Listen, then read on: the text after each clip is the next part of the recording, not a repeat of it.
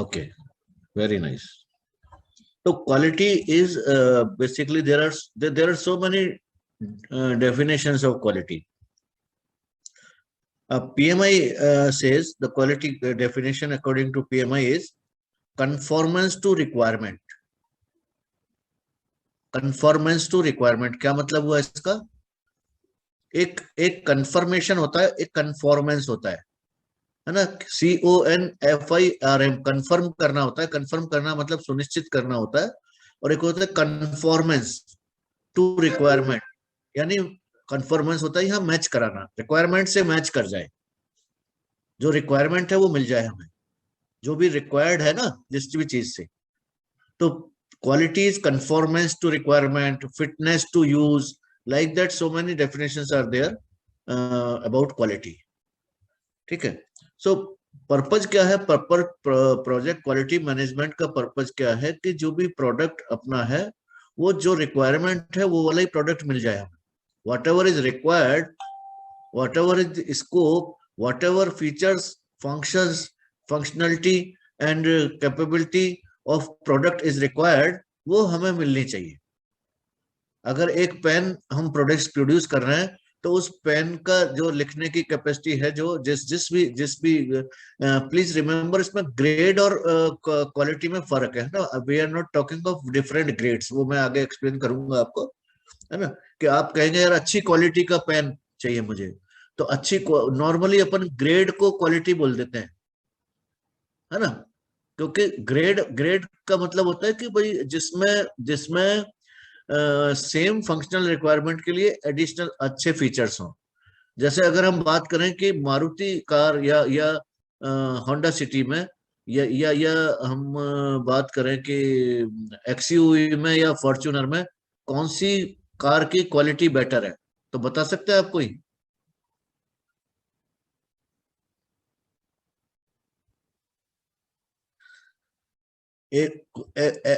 कोई भी SUV है जो XUV 500 आती है वो और फॉर्च्यूनर में से किसकी क्वालिटी बेटर है? तो ये मैं यही कहना चाह रहा हूं कि ये जो यूज करते हैं हम, ये गलत है. This is not about quality. We cannot compare XUV quality to Fortuner quality. That is a grade. वो ग्रेड होता है इसमें, है ना, लैंग्वेज में. वो सेम फंक्शनल रिक्वायरमेंट के लिए अगर आपके स्पेसिफिकेशन ही डिफरेंट है ना, तो वो उसकी परफॉर्मेंस उस बात से इंप्रूव हुई है. बात समझे?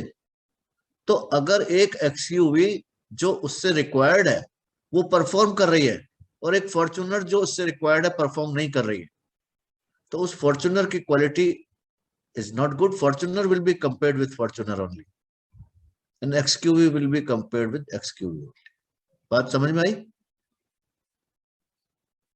सो हम नॉर्मल लैंग्वेज में क्वालिटी बोल देते हैं इसको. ये क्वालिटी नहीं, ग्रेड है. Different grades are there. जैसे मॉडल कह सकते हो, डिफरेंट मॉडल्स आर देयर, है ना. तो डिफरेंट मॉडल का डिफरेंट ग्रेड होता है. क्वालिटी कंपैरिजन नहीं करना चाहिए हमें उससे. बात समझ में आई?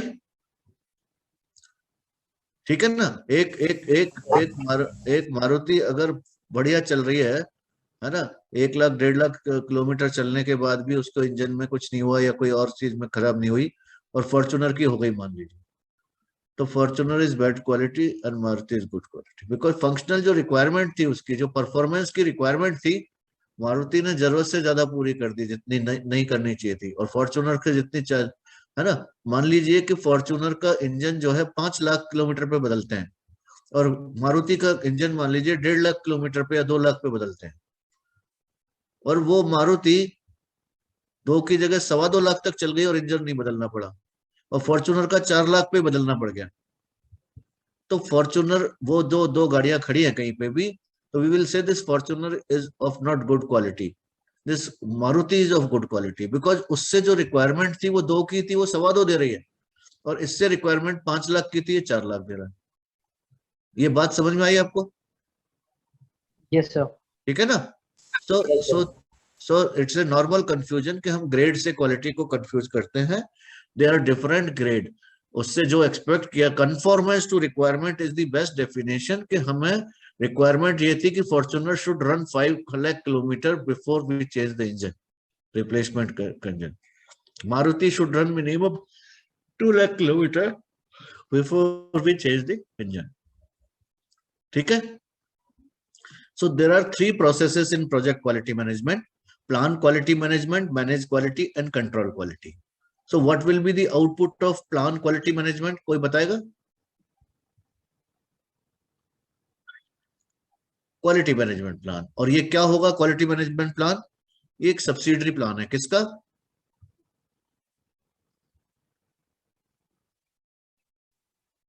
प्रोजेक्ट मैनेजमेंट प्लान का एक ग्रुप।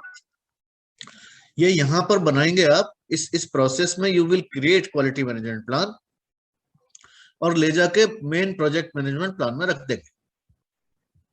मान लीजिए एक बड़ी फाइल है आपकी प्रोजेक्ट मैनेजमेंट प्लान, एक फोल्डर बना लिया आपने प्रोजेक्ट मैनेजमेंट प्लान, बड़ी फाइल बना ली, तो उसमें क्वालिटी मैनेजमेंट प्लान लिया और वहां ले जाके रख दिया। बाकी सारे 9 सब्सिडरी प्लान्स भी लिए और वहां ले जाके रख दिए। 3 बेसलाइन बनाई और वहां ले जाके रख दी। जब ये सारे इकट्ठे हो गए तो उसको बोलेंगे हम प्रोजेक्ट मैनेजमेंट प्लान। ठीक है ना? ये प्रोजेक्ट मैनेजमेंट प्लान का कंपोनेंट है, प्रोजेक्ट मैनेजमेंट प्लान का पार्ट है। सो प्लान क्वालिटी मैनेजमेंट का आउटपुट होगा क्वालिटी मैनेजमेंट प्लान। इसमें हम क्वालिटी को प्लान करेंगे कि हमारी रिक्वायरमेंट क्या है क्वालिटी की। क्योंकि जब डेफिनेशन में ही आ रहा है कि कंफॉर्मेंस टू रिक्वायरमेंट, तो रिक्वायरमेंट क्या है? मतलब मान लीजिए कोई टेस्ट करे किसी चीज को, तो कितनी स्ट्रेंथ होनी चाहिए, कितनी उसके फीचर्स में क्या क्या होने चाहिए, है ना? जैसे कोई पेन है ना? पेन है, तो मान लीजिए 100 पेन बना रहे हो आप, तो यार उसमें से 2 से ज्यादा डिफेक्टिव नहीं निकलने चाहिए, 1 से ज्यादा, तो वो हम क्वालिटी मान लेंगे उसको। 1000 में से 5 से ज्यादा नहीं निकलने चाहिए। तो ये आप डिफाइन करोगे क्वालिटी मैनेजमेंट प्लान में।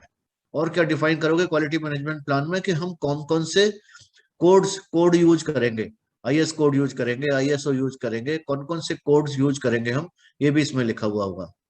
हम क्वालिटी के लिए आउटसोर्सिंग करेंगे या इन हाउस करेंगे, ये भी है ना। इस तरह की चीजें आगे मैं एक्सप्लेन करता हूँ इसको, है ना। तो इसमें सब कुछ वो लिखा हुआ कि हम क्वालिटी के लिए क्या क्या करेंगे प्रोजेक्ट पे, वो सारा कुछ लिखा हुआ होगा।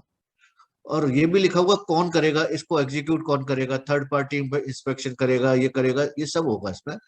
मैनेज क्वालिटी में एक्चुअली जो है, जब हमने प्लान किया है उसको एक्चुअली मैनेज करेंगे उन क्वालिटी एक्टिविटीज को एग्जीक्यूशन के टाइम।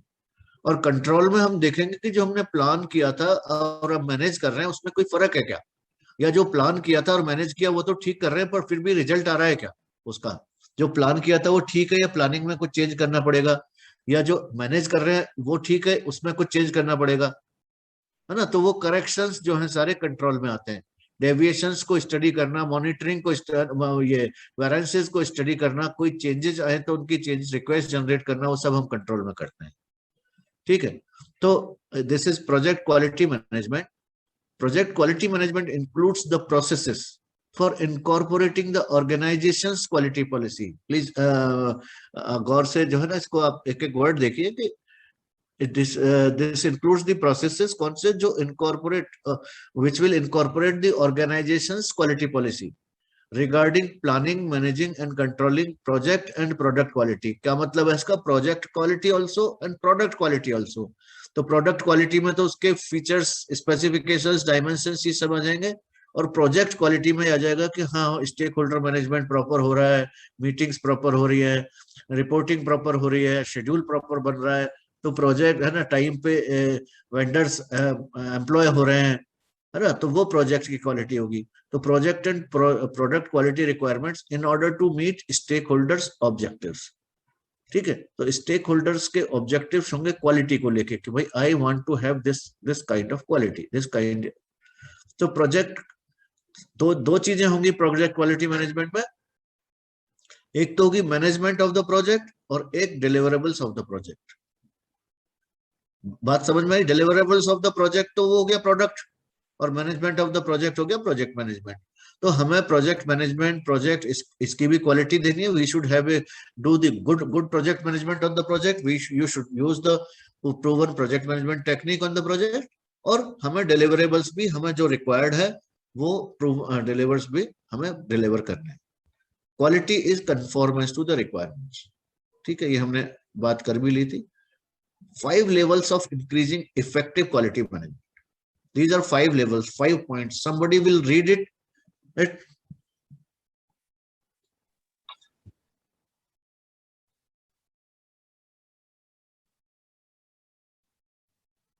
क्या मतलब हुआ इसका? चलिए, क्या मतलब हुआ?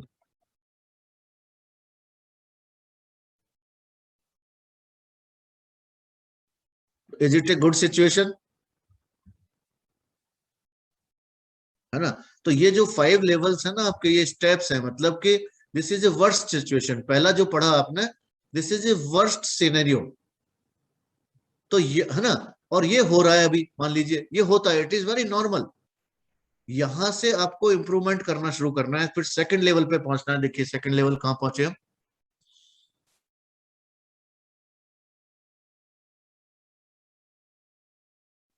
ठीक है, तो एक चीज क्या की इसमें आपने, एडिशनल क्या किया कि आपने उसको पहले ही पकड़ लिया खुद ही, कस्टमर के हाथ में नहीं जाने दिया। लेकिन डिफेक्टिव पीस तो फिर भी प्रोड्यूस हुआ, ठीक है ना? डिफेक्टिव पीस तो फिर भी प्रोड्यूस हुआ, डिफेक्ट तो फिर भी आए, लेकिन आपने कस्टमर को देखने से पहले खुद ही पकड़ लिया क्वालिटी कंट्रोल लेवल पे। ठीक है, तो ये बेटर है पिछले वाले से, पिछली सिचुएशन से बेटर Yes, है sir. ना? Third Yes, sir. आइए।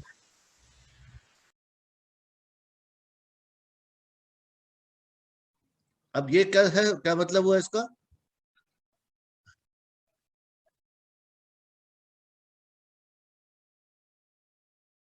Exactly, exactly.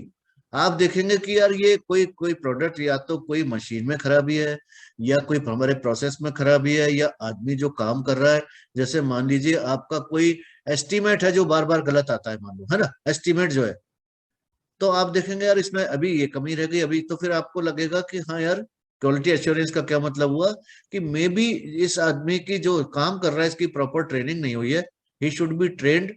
और जब तक ट्रेनिंग नहीं होती है, या तो हम इसको आउटसोर्स करें, या कोई हम इसको तब तक ये जो है कोई और रिसोर्स इसके लिए एम्प्लॉय करें। तो वो क्वालिटी एश्योरेंस हुआ, टू मेक श्योर प्रोसेस में ही करेक्शन कर लें। हमें मालूम है कि ये बंदा इसके इसको प्राइमा वगैरह पे शेड्यूलिंग आती नहीं है, और हम इससे बार बार करवा रहे हैं, कभी कुछ गलती कर रहा है, कभी कुछ, भले ही हम पकड़ ले रहे हैं उसको, कस्टमर तक नहीं जा रही है वो। तो तीसरी स्टेप में हमें, है ना, पहले स्टेप में तो ये हुआ कि आपको कहा गया प्राइमरी का शेड्यूल बनाओ, और आप शेड्यूल बना के ले गए, और कस्टमर ने डिफेक्ट्स पकड़ लिए उसमें कि ये क्या लाए हो यार, इसमें 4 आइटम छूट गए, इसमें वो जो 4 आइटम है उनका आपने ड्यूरेशन बहुत ज्यादा ले रखा है, ये जो रिलेशनशिप है तो गलत डाल रखी है, ये रिसोर्स डालना तो अब इसकी कॉस्ट डालना तो भूल ही गए आप। ठीक है, ये तो हुआ कस्टमर ने पकड़ा। सेकंड पे आपने आपने खुद ही दोबारा चेक किया और पकड़ लिया उसको, या किसी और ने, आपके साथी ने या प्रोजेक्ट मैनेजर ने पकड़ लिया, या आपके मैनेजमेंट ने पकड़ लिया, इंटरनल पकड़ लिया।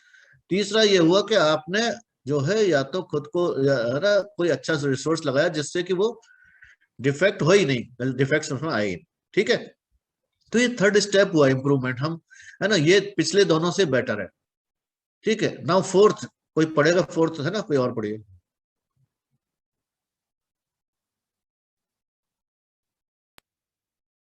ठीक है, ठीक है।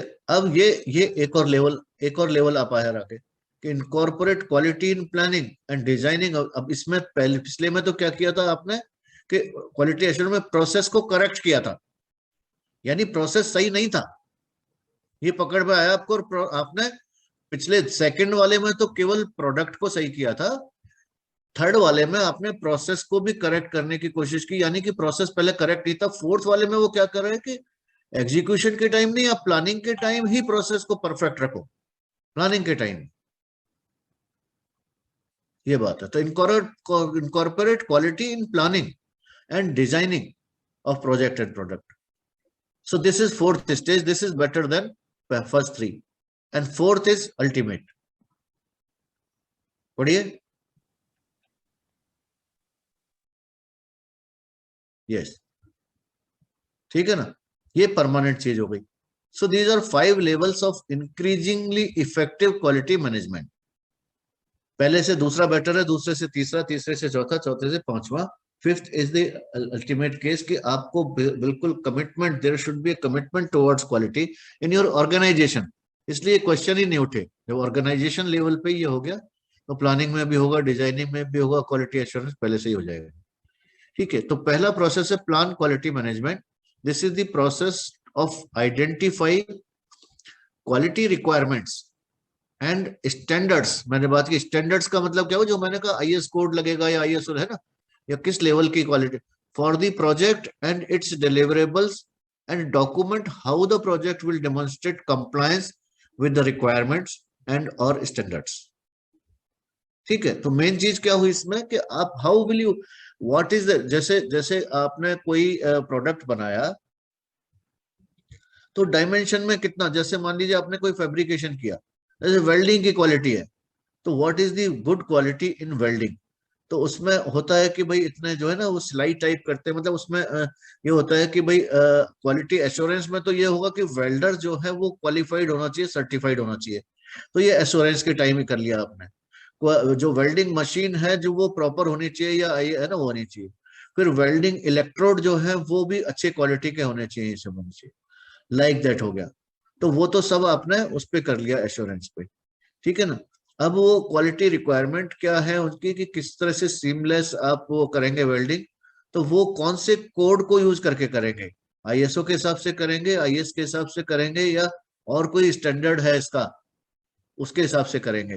तो ये सब आपको प्लान क्वालिटी मैनेजमेंट में डिफाइन करना पड़ेगा। ठीक है, जैसे इवन प्राइमावेरा के लिए मैंने बेंगलोर शेल प्रोजेक्ट के लिए मॉट मैकडोनाल्ड के लिए मैंने सब कंसल्टेंसी दी थी, और उसमें मैंने प्राइमावेरा शेड्यूलिंग की थी।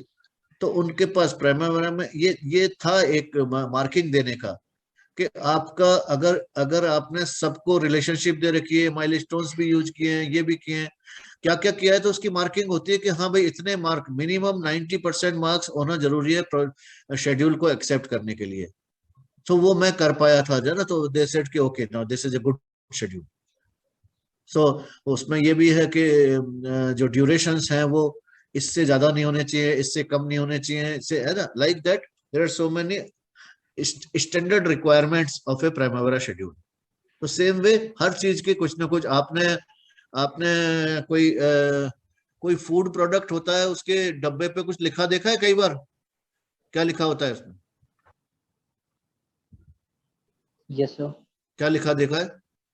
सर वही ग्रीन सिंबल बना रहता है सर। नहीं, उसके अलावा लिखा होता है ना उसमें, इसमें कार्बोहाइड्रेट इतना और प्रोटीन इतना, इसमें फैट इतना और उसमें ये इतना, है ना, वो क्या है, वो रिक्वायरमेंट है कि भाई ये रिक्वायरमेंट है। फिर लैब में टेस्ट होता है कि क्या वाकई वो अकॉर्डिंग टू रिक्वायरमेंट है। अगर अगर अकॉर्डिंग टू रिक्वायरमेंट है तो वो क्वालिटी प्रोडक्ट है, ऐसा है। ठीक है ना। तो यस सर। हाँ, तो हम इसको कैसे अचीव करेंगे, कौन से स्टैंडर्ड्स को फॉलो करेंगे, है ना, वो सब प्लान क्वालिटी में आता है। These are 5 Qs of quality: quality assurance, quality control, quality measurements, quality improvements and quality systems. तो क्वालिटी एश्योरेंस का क्या मतलब हुआ?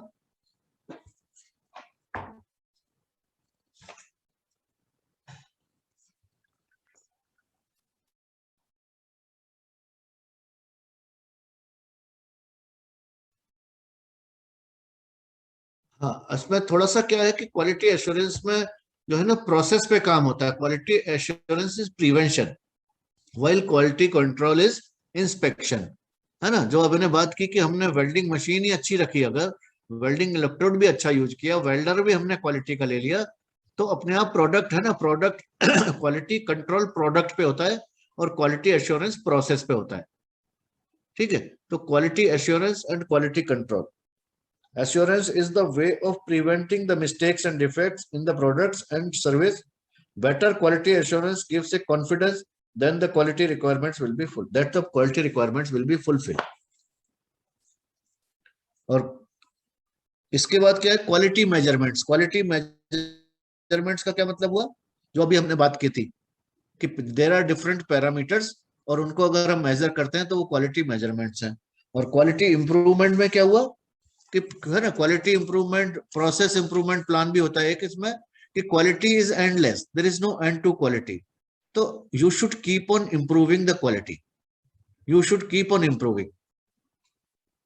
तो अभी जैसे बात करें हम क्वालिटी की, तो जैसे जो अभी हमने बात की कि एक फूड पैकेट पे लिखा होता है कि इसमें इसमें जो है कार्बोहाइड्रेट इतने परसेंट है, मान लीजिए 25% है, फैट फैट जो है ना 25% है मान लीजिए इनका, और 25% है, और फिर उसमें कहा कि +- 5% एक्सेप्टेबल है, यानी 30 तक एक्सेप्टेबल है, 30% तक। ठीक है। अब आईएस कोड कहता है कि 30 तक एक्सेप्टेबल है, मे बी आईएसओ बोलेगा नहीं 26 तक ही एक्सेप्टेबल है, 27 तक ही एक्सेप्टेबल है, और कंपनी कहेगी नहीं मैं तो 27 भी नहीं मानू, मैं 30 भी नहीं मानू, मुझे तो 25 ही चाहिए, 25 से कम ही चाहिए। बात समझे? सो this is about quality measurements के हम, है ना, किस तरह से क्वालिटी, और फिर इंप्रूवमेंट भी इसमें आ गया, और उसके लिए क्या क्या सिस्टम्स बनाएंगे वो क्वालिटी सिस्टम्स में आ जाता है ना। ये बुक में भी मैंने एक्सप्लेन किया हुआ है, आप you can go through it, है ना। तो ये बात समझ में आई आपको? 5 Qs समझ में आए क्या? है ना। तो ठीक है, नेक्स्ट है, ये क्या है, ये टेक्निक्स हैं इसके लिए, क्वालिटी रिक्वायरमेंट को हम कैसे, how, what is the technique for quality, for knowing the quality requirement. तो डेटा गैदरिंग एक टेक्निक है, ये डेटा गैदरिंग जो टेक्निक है ये प्रोजेक्ट मैनेजमेंट में कॉमन टेक्निक है, and it is not only for project management, it is a general general technique. Data gather करना, हमें बहुत सारा डेटा गैदर कर लेना चाहिए, उसके बेस पे हमें क्वालिटी रिक्वायरमेंट निकालनी चाहिए। तो डेटा गैदरिंग में हम क्या करेंगे, बेंचमार्किंग। बेंचमार्किंग का क्या मतलब हुआ कि यानी हम पहले से जो काम कर रहे हैं, even in our own organisation, what is the benchmarking, पिछले प्रोजेक्ट पे हमने क्या अचीव किया था, तो वो बेंचमार्किंग हो गया। भाई देखो इतनी मिस्टेक तो होती है यार, पिछले किसी भी प्रोजेक्ट में बताओ, अपनी ऑर्गेनाइजेशन में अपने पास जो कुछ है उसमें इतनी मिस्टेक तो होती है, या इतना डेविएशन तो आता ही है, दिस शुड बी, तो ये बेंचमार्किंग हो गया। ठीक है ना। जैसे आपके ऑर्गेनाइज 10 बजे का टाइम है, और नॉर्मली लोग 10:10 तक आते हैं, या 10:15 तक आते हैं, या 10:30 तक आते हैं, तो ये क्या है, बेंचमार्किंग हो गया कि भाई ये आधा घंटा लेट होना बेंचमार्किंग है, मतलब ये तो चलता है अपने यहाँ पे। ये इंटरनल बेंचमार्किंग हुआ। फिर आप अगर एक्सटर्नल बेंचमार्किंग होता है कि बाहर क्या होता है और जगह क्या चलता है, सिमिलर इंडस्ट्री में क्या चलता है दूसरी जगह, तो पता चला आपका, आपके ऑर्गेनाइजेशन में आप 10:10 पे भी आए तो मान लो, तो आप देखते हो कि नहीं यार, और किसी ऑर्गेनाइजेशन ऐसा होता नहीं सर, 10:15 तक तो जो है महीने में 2 बार 3 बार, तो वो दैट इज कॉल्ड बेंचमार्किंग। आप मार्केट प्रैक्टिस या दूसरे प्रोजेक्ट पे क्या वैल्यू मिलती है ना, उसको उसको उसको फॉलो करते हैं, तो वो बेंचमार्किंग कहलाता है। और डेटा गैदर करने के लिए और क्या कर सकते हैं, आप ब्रेन स्टॉर्मिंग कर सकते हैं। ब्रेन स्टॉर्मिंग का क्या मतलब होता है, एक एक एक आप खुद या 2 जने या 4 जने आप बैठे हैं और किसी और सोच रहे हैं, अच्छा अच्छा ये हो सकता है क्या, अच्छा ये भी डाल दें क्या, अच्छा ये कर ले क्या, अच्छा वो करें तो कैसा है, अच्छा उस प्रोजेक्ट पे मैंने देखा था कि ऐसा होता है, अभी नेट से सर्च किया तो उसमें मुझे ये मिला। सो this is called brain storming. ठीक है ना, दिमाग, किसी चीज पे दिमाग लगाना, ऐसा नॉर्मल प्रैक्टिस में करते हैं। So this is a normal technique, है ना। तो brainstorming is a technique, benchmarking is a technique, interview is a technique. These are techniques for gathering the data. Now we are doing, what we are doing here is we are doing data gathering for quality requirements. We want to understand what is the quality requirement of this project, of a particular product. So then we do it with interviews. Interviews का क्या मतलब हुआ कि भाई interviews आपने 1-on-1 interview किया कि अच्छा आप बताइए सब कि इसमें क्या क्या पैरामीटर्स होने चाहिए जिससे इसको क्वालिटी का मान, प्रोडक्ट आप डाल रहे हैं, नया प्रोडक्ट निकाल रहे हैं, हो सकता है एक डॉक्टर से पूछा, अपने दूसरे डॉक्टर से पूछा, दैट इज कॉल्ड इंटरव्यू। कि आप बताइए डॉक्टर, अगर मैं प्रोडक्ट बनाना चाहता हूँ, बहुत बढ़िया प्रोडक्ट बनाना चाहता हूँ, वर्ल्ड क्लास प्रोडक्ट बनाता हूँ, तो आपसे मैं पूछना चाहता हूँ कि मुझे क्या करना चाहिए, फैट कंटेंट कितना रखना चाहिए, लाइक दैट, एक दूसरे 2-3-50 लोगों से आप पूछते हैं, तो दैट इज कॉल्ड इंटरव्यूज। तो ये करके डेटा गैदर करते हैं, वो बताएंगे आपको कि हाँ भाई ये वो रख लो डेटा, जो वो रख लो। Now we come to cost of quality. So there is always a cost to quality. इसमें there are 2 types of cost, conformance cost and non conformance cost. ये बात किसी को समझ में आई क्या इसमें, यहाँ पे कुछ भी समझ में आया हो इससे?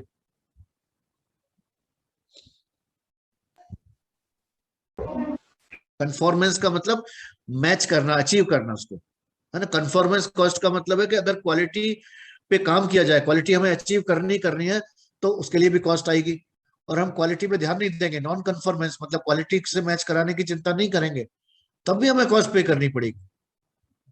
यही मेरा पूछने का पर्पज यही था, है ना।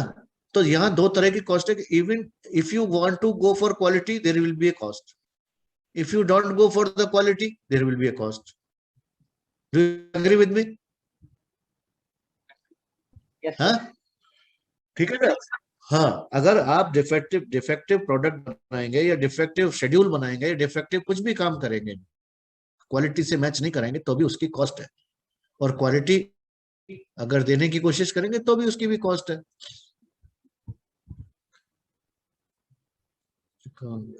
अच्छा, लास्ट में दिया है इसमें, कॉस्ट ऑफ क्वालिटी आगे देखेंगे हम। तो ये क्वालिटी मैनेजमेंट प्लान में क्या क्या होगा वो दिया है इसमें। क्या क्या होगा क्वालिटी मैनेजमेंट प्लान में, ये मैंने कई बार आपको रिपीट किया कि quality standards to be used, ठीक है। उसमें आईएएस कोड ये वो है ना, किसी भी कॉन्ट्रैक्ट में देखेंगे आप तो उसमें होता है कि आप आईएएस 456, आईएएस 800 इसके लिए पानी के लिए यूज करेंगे, सीमेंट के लिए ये, एमएस स्टील के लिए ये यूज करेंगे। There is a list of standards, there is a list of codes. Electrical का काम है तो उसमें होगा कि आपको इलेक्ट्रिकल कोड्स है, ये जो है ब्यूरो ऑफ इलेक्ट्रिकल इंजीनियर्स, ये वो किनके गाइडलाइंस हैं, वो सब इसको आपको करनी पड़ेगी। क्वालिटी ऑब्जेक्टिव्स, आप क्या क्वालिटी अचीव करना चाहते हैं। आप चाहते हैं भाई आईएस कोड वाली क्वालिटी ले लूं, आईएसओ वाली, या मुझे इससे भी अभी जो मैंने बात की कि 25% फैट कंटेंट इज आइडियल और 30% तक कोड अलाउ करता है, 28 तक अलाउ करता है, और आईएसओ 26 कहता है, लेकिन आप जिस कंपनी में वो कहते हैं कि नहीं मुझे तो 25 ही चाहिए, तो वो ऑब्जेक्टिव हुआ आपका। वो ऑब्जेक्टिव जैसे 6 सिग्मा क्वालिटी चाहिए तो वो ऑब्जेक्टिव हुआ। सो what is the quality objectives, different different product के लिए, डिफरेंट डिफरेंट के लिए आपका क्वालिटी ऑब्जेक्टिव्स आप निकालेंगे। क्वालिटी रोल्स एंड रिस्पॉन्सिबिलिटीज का मतलब हुआ कि जो क्वालिटी एक्टिविटीज होंगी उसको कौन करेगा, who will be responsible for different quality activities. जैसे maybe in house laboratory रखेंगे आप तो उसको कौन चलाएगा, who will be responsible for that. या आउटसोर्सिंग के लिए है तो कौन जाएगा आउटसोर्सिंग के लिए, कौन। So roles and responsibility will be defined there. Quality tools to be used in the project. Quality tools क्या होते हैं, different different tools हैं quality के, तो that कौन से tools यहाँ पे use होंगे। और quality control procedures, all these are covered in quality management plan. Manage quality is the second process. Yes, yes please. The process of translating quality management plan into executable quality activities that incorporate the organization's quality policies into the project. जो हमने शुरू में भी बात की थी कि भाई क्वालिटी मैनेजमेंट प्लान में हम प्लानिंग करते हैं कि हम क्या क्या करेंगे, और मैनेज क्वालिटी में एग्जीक्यूट करते हैं। इसको कन्वर्ट करना है एग्जीक्यूटिबल क्वालिटी एक्टिविटीज में। एग्जीक्यूटिबल क्वालिटी एक्टिविटी क्या हुआ, एग्जीक्यूटिबल क्वालिटी एक्टिविटीज क्या हुआ, जैसे कि अभी हमने बात की थी कि प्राइमवेरा में शेड्यूल बनाया आपके किसी भी टीम मेट ने, और वो अच्छा नहीं बन रहा है, बार बार गलती हो रही है, तो एग्जीक्यूटिबल क्वालिटी एक्टिविटी क्या हुई कि हाँ नहीं, I have to outsource this, या मुझे ट्रेनिंग करनी है इसकी, तो ये क्वालिटी एक्टिविटी हुई। Training is a quality activity. अगर आप किसी चीज को समझने के लिए, क्वालिटी प्रोडक्ट बनाने के लिए ट्रेनिंग करवाते हैं या खुद करते हैं, तो training is a quality activity. Inspection is a quality activity, ठीक है ना। तो ये सब क्वालिटी एक्टिविटी है। Appraisal is a quality activity, checking, testing is a quality activity. तो इनको हम क्वालिटी एक्टिविटी में कन्वर्ट करते हैं प्लानिंग को। क्वालिटी रिपोर्ट्स जनरेट करते हैं, क्वालिटी ऑडिट करते हैं। ऑडिट का मैंने कहा आपको, ऑडिट का किसी भी ऑडिट का मतलब होता है to make sure that the standard procedures are being used. तो हम क्वालिटी में भी यही करते हैं, to make sure that the standard procedures are being followed, this is quality audit for quality. Risk audit में भी होगा तो to make sure standard procedures are being followed for risk management. Quality reports में क्या आता है कि different different जो भी चेकिंग किया आपने उसको रिपोर्ट फॉर्मेट में करके स्टेक होल्डर्स से अगर शेयर किया है तो वो क्वालिटी रिपोर्ट हो जाएगी। There should be a system of generating the quality reports time to time and share the same with the stakeholders. तो क्या होगा उसमें, आप लिखेंगे कि ये शेड्यूल बनाने के लिए हमें थोड़ा दिक्कत आ रही थी, इसके लिए हमने ट्रेनिंग ऑर्गेनाइज की। तो ये क्या हुआ कि रिपोर्ट में आपने सबमिट किया। इसमें हमें टेस्टिंग में आउटसोर्स करने में दिक्कत आ रही थी, इसलिए हमने एक मशीन खरीद के प्रोजेक्ट साइट पे ही टेस्टिंग करना शुरू किया। This is a quality report. हमने टेस्टिंग किया तो उसके रिजल्ट्स यही आए, हमने चेकिंग किया, इंस्पेक्शन किया तो उसके रिजल्ट ये थे, हमने मेजरमेंट्स किए तो उसके रिजल्ट ये थे। वो क्वालिटी रिपोर्ट में बना के हमको शेयर करना होता है स्टेक होल्डर से। Control quality, again we will try to find out the deviation variance between the planning and the execution. So this is the process of monitoring and recording the results of executing the quality management activities to assess performance and ensure the project outputs are complete, correct and meet customer requirement. तो control quality का मतलब हुआ, जैसे आपने again मैं इसको project management quality से compare करूं कि शेड्यूल बनाना था, एस्टिमेट करना था, एक एस्टिमेट बनाना था। तो हमने प्लानिंग में तो क्या किया कि एस्टिमेट बनाएंगे हम, और एस्टिमेट हम बॉटम अप एस्टिमेटिंग करेंगे, और एस्टिमेट में हम daily analysis of rates use करेंगे, और एस्टिमेट में हम daily schedule of rates use करेंगे। ये तो था प्लानिंग में। फिर जब मैनेज की बात आई तो हम एक्चुअली करने लगे उसको। एक्चुअली हमने एस्टिमेट बनाया, और कंट्रोल की जब बात आई तो हमने चेक किया उसको कि भाई जो बनाया है एस्टिमेट, क्या वाकई आपने स्टैंडर्ड्स यूज किए हैं, क्या daily analysis of rates use किया है, क्या scheduling daily schedule of rates use किया है ना। तो वो सब आ जाएगा इसमें क्वालिटी कंट्रोल में। ठीक है। सो अभी हम वापस से, जो सबसे इंपॉर्टेंट इसमें है वो कॉस्ट ऑफ क्वालिटी है। कोई भी क्वेश्चन अगर क्वालिटी में से होगा तो दो तीन चीजों में होगा। एक तो what is the difference between quality assurance and quality control, ये आपको बहुत अच्छी तरह समझ लेना चाहिए। और दूसरा, कॉस्ट ऑफ क्वालिटी में कॉस्ट ऑफ कंफॉर्मेंस क्या क्या है और कॉस्ट ऑफ नॉन कंफॉर्मेंस क्या क्या है। तो अब इसको आप, है ना, आप में से कोई पढ़े और समझे और मुझे बताए, फिर मैं समझाता हूँ। बताइए।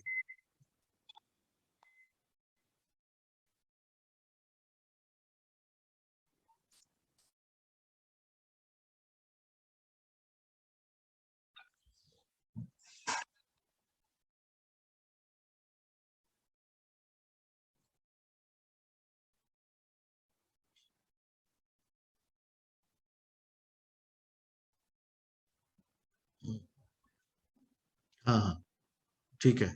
तो और कोई पढ़ो इसको, दूसरा को।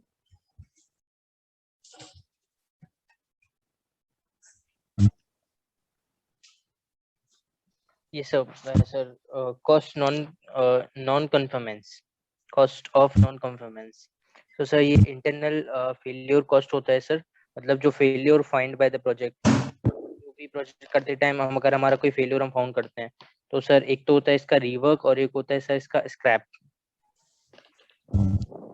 एंड एक होता है सर एक्सटर्नल फेलियर कॉस्ट।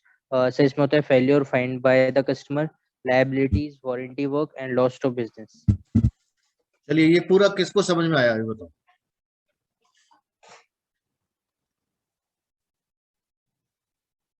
हाँ, देखो मैं आपको बताऊं, कॉस्ट ऑफ कंफॉर्मेंस यानी कि आप क्वालिटी अचीव करना चाहेंगे तो इसकी कॉस्ट लगेगी, पैसा लगेगा इसमें। ठीक है। तो किन दो चीजों में लगेगा पैसा, किन दो चीजों में लगेगा? क्वालिटी एश्योरेंस में और क्वालिटी कंट्रोल में। ठीक है। तो एश्योरेंस में हम प्रिवेंट करते हैं और कंट्रोल में हम अप्रेजल करते हैं। ठीक है। तो प्रिवेंशन कॉस्ट आएगी और अप्रेजल कॉस्ट आएगी पहले तो। ठीक है ना। हम इसको अगर अगर थोड़े टुकड़ों में बांटे ना, प्रिवेंशन कॉस्ट क्या आएगी कि भाई प्रोडक्ट जो है ना, प्रोडक्ट जो है अच्छा बने, मतलब वो प्रोसेस पे खर्च कर रहे हैं इसमें, कि हम प्रोसेस पे क्या क्या खर्च होता है कि भाई जो जो रिसोर्स है हमारे वो ट्रेंड हो, तो हमें ट्रेनिंग देनी पड़ेगी। डॉक्यूमेंट के प्रोसेसेस बनाए हम, तो हमको डॉक्यूमेंट प्रोसेसिंग के लिए हो सकता है एक रिसोर्स रखना पड़े, उस पर खर्च करना पड़ेगा। हमें इक्विपमेंट लेने पड़े, हमें हो सकता है हमने जैसे कि है ना, एक अच्छा शेड्यूल बनाने के लिए if we want to have use Primavera, तो हमें हो सकता है कि लैपटॉप लेना पड़े उसके लिए साइट पे, अच्छा लैपटॉप लेना पड़े जो अच्छा है ना, तो वो लेना पड़े। या कोई और चीज है जो है ना इक्विपमेंट, जैसे मैंने कहा वेल्डिंग मशीन अच्छी वाली होनी चाहिए अगर हमें अच्छी वेल्डिंग करनी है, तो इलेक्ट्रोड अच्छा होना चाहिए, तो इक्विपमेंट हो गया, time to do it right. ठीक है, तो ये प्रिवेंशन कॉस्ट हुई, ये समझ में आ गई सबको? यस। तो अब अप्रेजल कॉस्ट समझाइए मेरे को।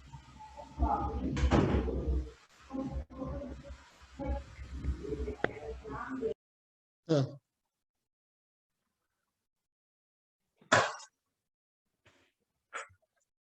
है ना,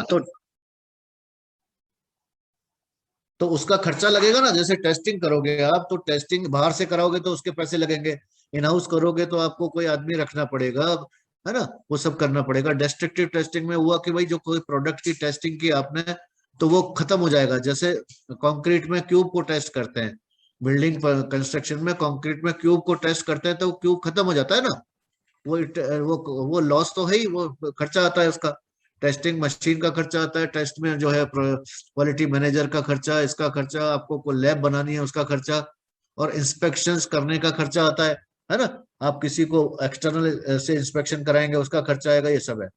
पर ये सब खर्चा क्या है, ये प्रोजेक्ट पे हो रहा है। Money spend during the project to avoid fall, ये सारा खर्चा ड्यूरिंग द प्रोजेक्ट है, ठीक है ना, केवल ड्यूरिंग द प्रोजेक्ट खर्चा होता है इसमें।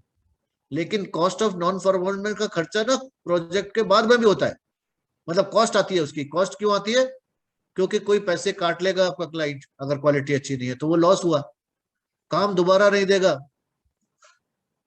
बिजनेस का लॉस होगा, हो सकता है बीच में ही काम को खत्म कर दे, भाई हो गया काम, अब मुझे नहीं कराना तुमसे, ठीक है ना, इस तरह का। तो नॉन कन्फॉर्मेंस में दो तरह की फेलियर हुई, कौन कौन सी फेलियर हुई है?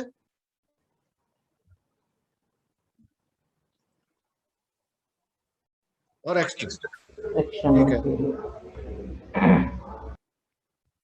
हाँ। तो इंटरनल का क्या मतलब हुआ कि भाई इंटरनल में प्रोजेक्ट से मतलब हुआ, और एक्सटर्नल प्रोजेक्ट से बाहर की बात हुई। तो इंटरनल में रीवर्क करना मतलब, आपने मान लीजिए कोई मकान बना, कोई कंस्ट्रक्शन चल रहा है और वो खराब, कोई दीवार टेढ़ी बन गई, तो तोड़ के दोबारा बनानी है, तो रीवर्क हो गया। और तोड़ के दोबारा उसमें स्क्रैप बचा, उसको स्क्रैप को भी मैनेज करना है, वो भी कॉस्ट है, तो सारे फेलियर कॉस्ट हो गई। और एक्सटर्नल फेलियर कॉस्ट क्या हुई कि जो है लाइबिलिटीज आ गई इससे, वारंटी वर्क जो है ना, मतलब कि जो भी आपने गारंटी वारंटी दी थी, है ना, और लॉस ऑफ बिजनेस, यानी रिपीट बिजनेस मिलना मुश्किल हो जाता है, all those losses are there, वो एक्सटर्नल कहलाते हैं। तो इसमें money spend during and after the project because of failures, ये बात है कि इवन प्रोजेक्ट के बाद भी आपको, जैसे मान लीजिए आपका कोई फेलियर का मतलब ये है कि आपने कहा कोई कोई मकान बना और कुछ ने कहा भाई 1 साल तक डिफेक्ट लाइबिलिटी पीरियड है, लेकिन 3 महीने बाद, प्रोजेक्ट खत्म होने के 3 महीने बाद ही लीकेज आ गया, या कोई क्रैक्स आ गए कहीं पे, या कोई और चीज, तो यानी कि प्रोजेक्ट के खत्म होने के बाद भी कॉस्ट लग सकती है नॉन कन्फॉर्मेंस की, तो ये मतलब है इसका। Is it clear? है ना, cost of quality is clear, this is very important in quality. ठीक है, इसके बाद हमने ये दो चीजें बहुत इंपॉर्टेंट है आपके लिए, quality assurance versus quality control. तो quality assurance focus, it focuses on prevention of defects, this is a proactive process, this is a process based approach, and this manages quality. Quality control में क्या होता है? The focuses on the identification of defects, reactive process है ये, product based approach है, process based नहीं है, and it verifies the quality, ये मैनेज करता है क्वालिटी को, ये वेरीफाई करता है। Is it clear? ये स्लाइड क्लियर है आपको? ठीक है ना? Yes, sir. तो दिस वाज अबाउट क्वालिटी।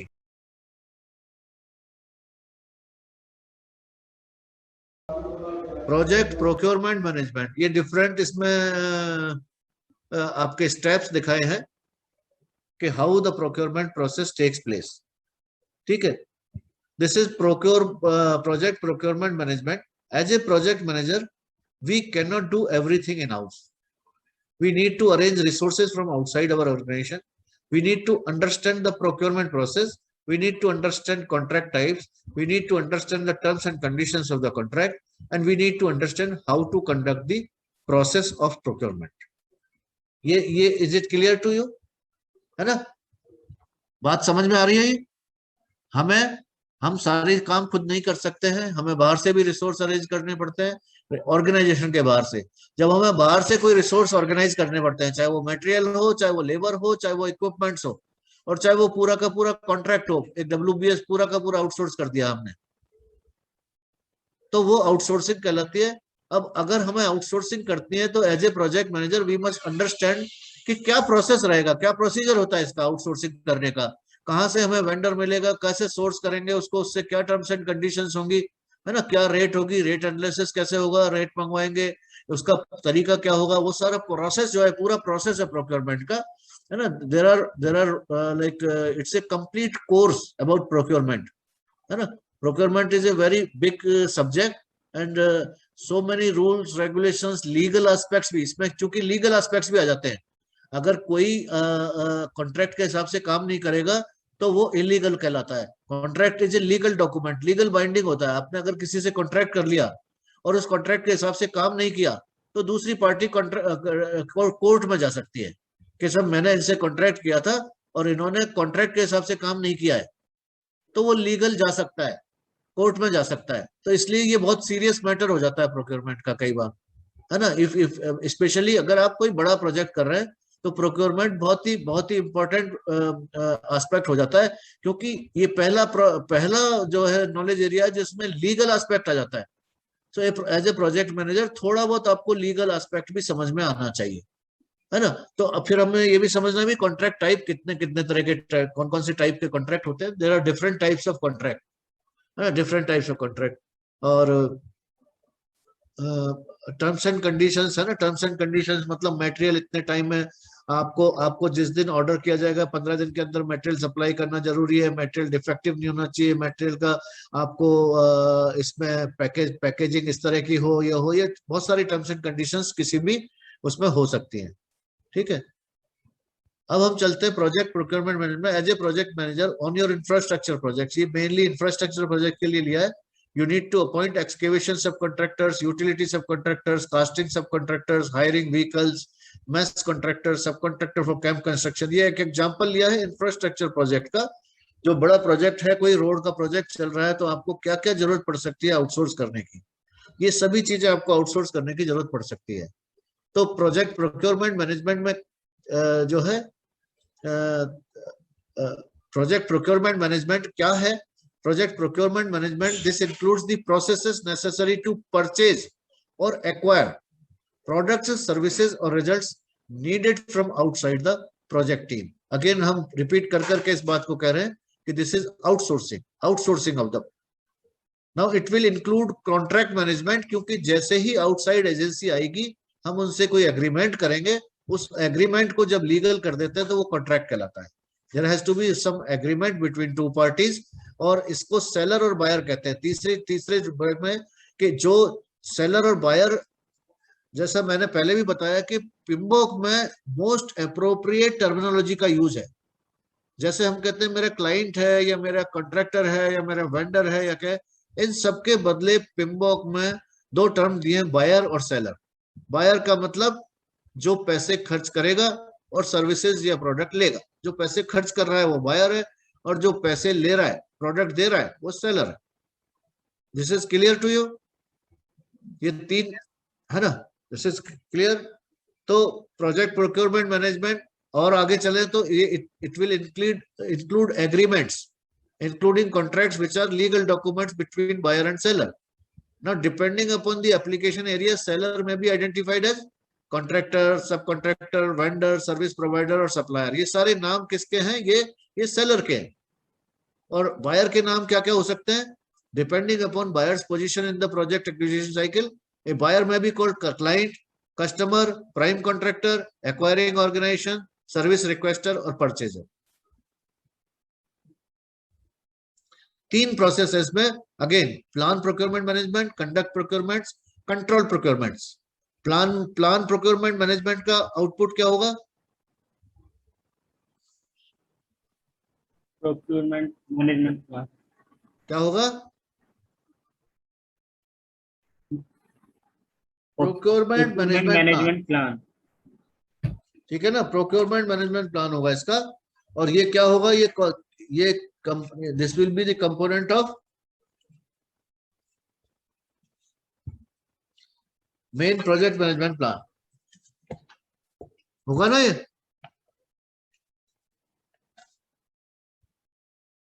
ठीक है ना? सेकंड इज कंडक्ट प्रोक्योरमेंट्स, हम एक्चुअली जब प्रोक्योरमेंट प्रोसेस को कंडक्ट करते हैं। और तीसरा है कंट्रोल प्रोक्योरमेंट, अगेन हम फिर इसमें कंपेयर करते हैं कि जो प्रोक्योरमेंट जिस हिसाब से हमने टर्म्स एंड कंडीशंस रखी थी उसके हिसाब से काम हो रहा है या नहीं, बायर और सेलर दोनों के जो डिलीवरेबल्स हैं, दोनों के जो कमिटमेंट्स हैं वो पूरा कर रहे हैं या नहीं। अगर नहीं कर रहे हैं तो उसको कैसे हैंडल किया जाए, वो कंट्रोल प्रोक्योरमेंट में आ जाता है। अगर आप डेफिनेशन देखेंगे तो plan procurement management, this is the process of documenting project procurement decisions, specifying the approach and identify potential sellers. यानी सबसे पहले ये डिसीजन लेना जरूरी है कि हम इसको आउटसोर्स करें या नहीं। इसको कहते हैं मेक और बाई एनालिसिस करते हैं हम, कि हम खुद बनाएं या हम बाहर से खरीद लें। हैं, कई बार अपने होता है घर में खाना खुद ही बना लें या स्विगी से मंगा लें, है ना। तो ये डिसीजन हुआ, प्रोक्योरमेंट का डिसीजन हुआ कि भाई घर में खाना खुद बनाए। या तो हर एक की अपनी अपनी अलग कॉस्ट है। कॉस्ट का मतलब जरूरी नहीं है पैसे के टर्म्स में ही हो, है ना, स्वाद के टर्म्स में भी हो सकती है कि भाई यार जो है ना, जो आइटम है, ये आइटम जो खाने की इच्छा हो रही है वो घर पे बनाना बड़ा मुश्किल काम है, तो क्यों ना वहां से मंगा ले। तो like that it is a procurement decision कि वही मेक और बाई एनालिसिस करते हैं हम कि भाई यहाँ पे बनाएंगे तो यार ये बना पाएंगे, और अगर बाई करेंगे तो ये करेंगे। फिर हमारे दिमाग में आता है यहाँ बनाएंगे तो भाई देखो हाइजीनिक रहेगा या कम पैसे लगेंगे, बाहर से पैसे ज्यादा लगेंगे। लेकिन then you make a decision making is a very big skill. और हम डिसीजन कैसे लेते हैं? डिसीजन लेने के लिए सबसे पहले क्या करना है आपको कि जितने भी ऑप्शंस हैं, जितने भी पॉसिबल ऑप्शंस हैं, सबको लिख लेना चाहिए। सारे पॉसिबल ऑप्शंस को आपको लिख लेना चाहिए, पहले एलिमिनेशन टेक्निक पे चलना चाहिए। और किसी भी ऑप्शन के केवल फायदे हो ऐसा नहीं होता और केवल नुकसान हो ऐसा नहीं होता, ठीक है ना। लेकिन जिसमें ज्यादा फायदा दिखेगा आपको वो डिसीजन आप लेंगे, सबसे ज्यादा फायदा जिसमें दिखेगा। तो सबसे ज्यादा फायदा किस चीज में है, ये एनालिसिस करना है हमें कि सबसे ज्यादा फायदा किसमें है ना। नुकसान तो उसमें भी होगा कुछ, ऐसा नहीं है कि नहीं होगा, लेकिन फायदा सबसे ज्यादा किसमें है वो देखते हैं। तो डिसीजन लेने के लिए ऑल द ऑप्शंस और डिसीजन के सारे लिख लेते हैं हम। उसके बाद देखते हैं और उसके बाद एलिमिनेट करने की कोशिश करते हैं कि भाई ये जो 5वें नंबर का डिसीजन है ये तो सबसे बेकार है, देखो इसमें तो कोई फायदा नहीं, बहुत कम फायदा है इसमें, बहुत कम फायदा है, इसको तो काटो। और ये 3 नंबर को भी काटो। अब बच गए 1, 2 और 4 बच गए। 1, 2, 4 में कंपेयर करते हैं, फिर और इंफॉर्मेशन बढ़ाते हैं हम, और पता चला 1 को और काट देते हैं। लेकिन 2 नॉर्मली हम कहते हैं यार कि एक मन कहता है ये कर लूं, एक मन कहता है वो कर लूं, एक मन कहता है ये कर लूं, एक मन कहता है वो कर लूं। तो ये जरूर है कि कई बार आप 2 डिसीजन पे अटक जाते हैं कि यार ये भी करने की। जैसे मैंने पहले दिन आपसे पूछा था कि आपके गोल्स क्या हैं, आप लाइफ में क्या करना चाहते हो। आज तक भी अभी तक मुझे किसी की तरफ से मिला नहीं है एग्जैक्टली कि आप करना क्या चाहते हो। क्यों? क्योंकि डिसीजन नहीं ले पा रहे। Decision taking is a very big skill, और वो स्किल शायद अभी हमारे अंदर नहीं है। हम ये डिसीजन नहीं ले पा रहे कि हमें लाइफ में क्या करना है, ठीक है ना। लेकिन at the same time we want to be successful. इससे ज्यादा हास्यास्पद बात कोई और नहीं हो सकती। I want to say that I want to be successful, ठीक है, number 1। Number 2, success is accomplishment of a desire, accomplishment of a goal. Number 3, if somebody is asking what is my goal, that I don't know, I am confused about that. फिर number 4, still I want to be successful. How ridiculous it is, है या नहीं? ठीक है ना। तो सबसे पहला काम आपको ये करना है, if you really want to be successful, आपका सक्सेस क्राइटेरिया डिफाइन करिए कि how will you consider that you are successful. ऐसा क्या अचीवमेंट आप करोगे जिससे मान लोगे अपने आप को कि मैं सक्सेसफुल हूं। और आपकी सक्सेस को केवल आप ही डिफाइन कर सकते हो, कोई और नहीं। तो एनीवे हम डिसीजंस पे बात हो रही थी, डिसीजंस की। तो how to take decisions, decision लेने के लिए सारे ऑप्शंस को लिख लेना चाहिए और फिर एलिमिनेट करते रहना चाहिए। फिर specifying the approach and identifying potential sellers, और इसी प्रोसेस में हम कई बार पोटेंशियल सेलर्स को आइडेंटिफाई कर लेते हैं कि ये वाला सामान तो वहां से ले लेंगे, ये वाला काम इससे करा लेंगे, ये सब आइडेंटिफाई हम कर लेते हैं। Plan procurement management. Conduct procurement is the process of obtaining seller responses, selecting A seller and awarding a contract.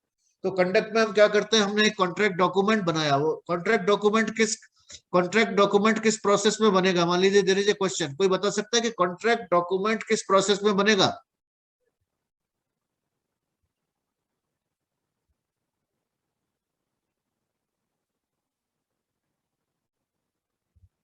क्या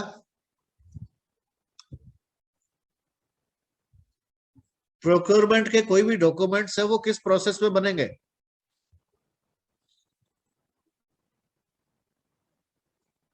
बोलिए।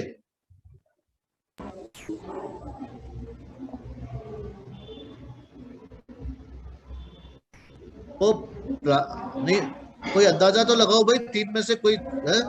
तीन ही तो प्रोसेस है ना, इनमें से ही तो होगा कोई। प्लानिंग में, वेरी नाइस। क्योंकि कंडक्ट में तो हम एक्चुअली कंडक्ट करना, हमें टेंडर डॉक्यूमेंट दे देना है। कंडक्ट में तो हमको टेंडर डॉक्यूमेंट सेलर्स को आइडेंटिफाई करके उनको टेंडर डॉक्यूमेंट देना है, उनसे रेट्स मांगनी है, उनसे कोटेशंस मांगनी है हमें, और उनको कोटेशंस को कंपेयर करके सेलेक्ट करना है सेलर को, और उसको कॉन्ट्रैक्ट अवार्ड कर देना है कंडक्ट में तो। और कंट्रोल में फिर हमें देखना है, this is the process of managing procurement relationships, monitoring contract performance and making changes and corrections as appropriate. क्या मतलब हुआ इसका? कि procurement relationship between seller and buyer, कि प्रोक्योरमेंट रिलेशनशिप क्या है सेलर एंड बायर की, और कॉन्ट्रैक्ट परफॉर्मेंस, क्या कॉन्ट्रैक्ट जो है एज पर कॉन्ट्रैक्ट परफॉर्मेंस हो रही है सेलर की। और चेंजेस का मतलब ये है कि किसी भी कॉन्ट्रैक्ट में कभी भी चेंजेस की जरूरत पड़ सकती है, कोई स्कोप में चेंज आ सकता है, इसलिए कोई किसी भी कंडीशंस में, तो उन चेंजेस को भी हम कंट्रोल प्रोक्योरमेंट में देखते हैं, और करेक्शंस जो भी करने होते हैं हमें इसमें कंट्रोल प्रोक्योरमेंट में करते हैं। तो प्लान प्रोक्योरमेंट मैनेजमेंट में आप देखेंगे यहाँ पर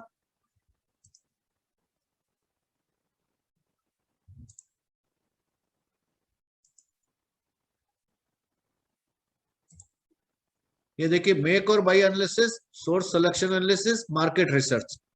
प्लान प्रोक्योरमेंट मैनेजमेंट में तीन चीजें हम करते हैं कि इसमें डिसीजन लेते हैं मेक और बाई, हम इसको खुद इन हाउस करेंगे या हम आउटसोर्स करेंगे। ये तो हम जिसको खुद इन हाउस करना है उनको तो एक तरफ हटा लेते हैं, रख लेते हैं, और जो हमें आउटसोर्स करना है उनको दूसरी तरफ रख लेते हैं। उसमें फिर क्या करते हैं हम कि उसमें फिर टाइम फेज के हिसाब से देखते हैं कौन से जल्दी प्रोक्योरमेंट करना जरूरी है, कौन सा हम बाद में कर सकते हैं, किसमें देरी कर सकते हैं, किसमें नहीं कर सकते। ये सब एनालिसिस हम करते हैं इसमें। सोर्स सिलेक्शन में होता है, सोर्स सिलेक्शन का मतलब है कि इसका प्रोक्योरमेंट कहाँ से होगा। आज मान लीजिए आपको एक शेड्यूलर चाहिए अपनी कंपनी में, आप शेड्यूलिंग नहीं कर पा रहे हैं, तो सोर्स क्या होगा उसका? क्या आपने देखा नहीं, प्रोमैक्स से करा लेते हैं, है ना? तो सोर्स सिलेक्शन का एनालिसिस हो गया कि यहाँ से कराने से क्या फायदा है, दिल्ली से किसी और कंपनी से। तो एक हल्का सा एनालिसिस यहाँ पे हो जाता है कि सिलेक्शन का एनालिसिस हो जाता है, कि इसको सिलेक्शन का क्राइटेरिया भी तय कर लेते हैं कि कैसे करेंगे इसको। इसको वेबसाइट पे देंगे, इसको ऐड देंगे, न्यूज़पेपर में ऐड देंगे हम, या डायरेक्ट मेल करेंगे किसी को 3-4 को लेके, या कोई येलो पेजेस से देखेंगे, या कोई, है ना? तो लाइक दैट वो सारी अप्रोच इसमें प्लान प्रोक्योरमेंट मैनेजमेंट में आ जाती है। So now plan procurement is the process of documenting project purchasing decisions, specifying the approach, है ना? इसके बाद मार्केट रिसर्च, प्रोक्योरमेंट के लिए मार्केट रिसर्च करना जरूरी है हमें कि कौन कौन सा प्रोडक्ट कहाँ कहाँ मिलता है, किस किस रेट पे मिलता है, कहाँ सस्ता मिलता है, कहाँ महंगा मिलता है, कहाँ क्वालिटी अच्छी मिलती है, कहाँ क्वालिटी बेकार मिलती है। वो सारा मार्केट रिसर्च से हमें पता चलेगा, और वो प्लान प्रोक्योरमेंट स्टेज पे ही हम कर लेते हैं। मेक और बाई एनालिसिस का क्या मतलब है? This is used by the team to determine if the work can be performed in-house or resources need to be obtained from the external sources. तो कई बार होता है कोई इक्विपमेंट है, मान लो वेल्डिंग मशीन है, इसको हम किराए पे लें या खरीद लें, ये मेक और बाई एनालिसिस होता है। किराए पे लेने पे क्या होगा, कितना किराया लगेगा, और बाई खरीदने पे कितने की आएगी। ठीक है, डिसीजन में be heavily influenced by budget constraints. Would it be more expensive to buy the work from an external source instead of doing the work with it internal? ये क्राइटेरिया होता है कई बार कि ऐसा ना हो कि बाहर से लेने पे बहुत महंगा पड़ जाए। और कई बार ऐसा भी होता है कि आप इन हाउस करेंगे तो महंगा पड़ेगा, बाहर से लेंगे तो सस्ता पड़ेगा। तो 2-3 एस्पेक्ट होते हैं कि महंगा है या सस्ता है, क्वालिटी बेटर है या खराब है, ये क्राइटेरिया होते हैं मेक और बाई एनालिसिस में। और इसमें कॉन्ट्रैक्ट टाइप्स में ऑल्सो भी फैक्टर। तो ये परफॉर्मेंस का साइकिल है। मेक और बाई एनालिसिस करते हैं हम, एक तरफ बाई है एक तरफ मेक है। अगर हमको मेक करना है, हमें खुद ही बनाना है, तो नो प्रोक्योरमेंट इज रिक्वायर्ड, और बाई करना है तो हम यहाँ जाएंगे। अच्छा, आप में से now please just explain this flow chart to me, what is this?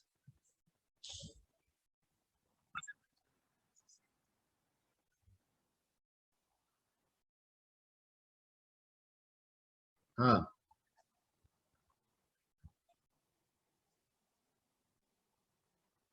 हाँ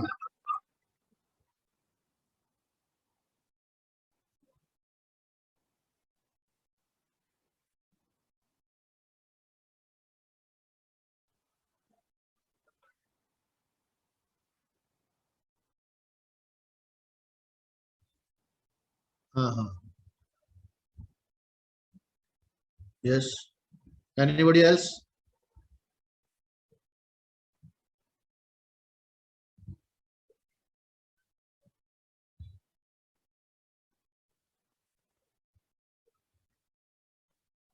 बताइए भाई। सर RFQ क्या होता है सर? क्या होता है? RFQ क्या होता है? RFQ होता है रिक्वेस्ट फॉर कोटेशन। मैं यही देख रहा था कि कोई कुछ पूछ ही नहीं रहा इसमें। Yes sir. And SOW? Statement of work, statement of work. Yes sir. Then sir सबसे पहले तो सर एज रजत एक्सप्लेन कि सर अगर हम लोगों ने डिसीजन ले लिया कि वो हमें डिसीजन मतलब मेक मतलब हमें खुद बनाना है, तो प्रोक्योरमेंट की इतना कोई नीड नहीं है, मतलब फिर वो प्रोक्योरमेंट वहाँ अलग लेवल पे चला जाएगा। बट अगर हम उस चीज को बाय कर रहे हैं तो नहीं सर नहीं नहीं, प्रोक्योरमेंट का मतलब ही है भाई, यस मेक में प्रोक्योरमेंट नहीं आता। If you are making it, if you are doing it in house, तो देयर इज नो प्रोक्योरमेंट।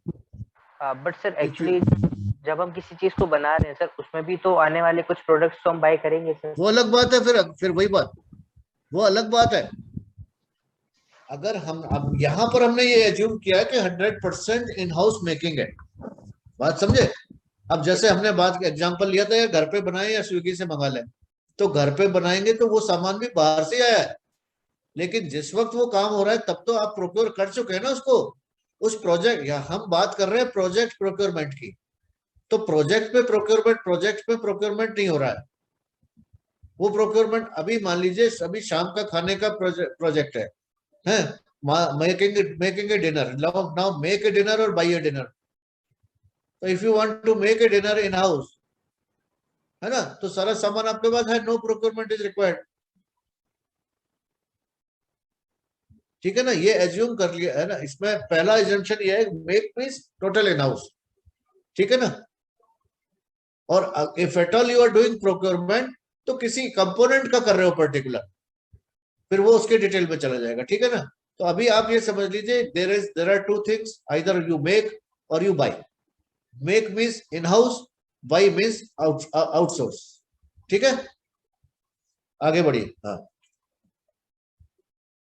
तो सबसे पहले क्या करेंगे आप, अगर आप बाई करना है तो आप you will make a statement of work.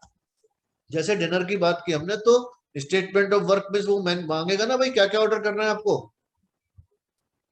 बात आई समझ में? Yes sir. है ना, you will give a list कि मुझे ये है ना खाने में ये आइटम चाहिए। मान लीजिए 10 आइटम, 12 आइटम, 15 आइटम आपने दे दिए। You have created SOW, statement of work का मतलब हुआ कि मुझे ये आइटम चाहिए, इतनी इतनी क्वांटिटी में चाहिए। अब इश्यू RFQ हो सकता है आपके इस केस में नहीं लगे। इश्यू RFQ का मतलब हुआ आपको 4 में से सेलेक्ट करना है, तो चारों को आपने ये दे दिया, SOW दे दिया, और आपने क्वांटिटी दे दी, और आपने रेट का कॉलम खाली छोड़ दिया, और आपने उनको भेज के कहा भाई सब लोग रेट डालो इसमें, रेट रेट रेट भेजो मुझे। तो वो हुआ इश्यू, जो आपने डॉक्यूमेंट इश्यू किया है उसको कहेंगे RFQ, रिक्वेस्ट फॉर कोटेशन। क्या मतलब हुआ?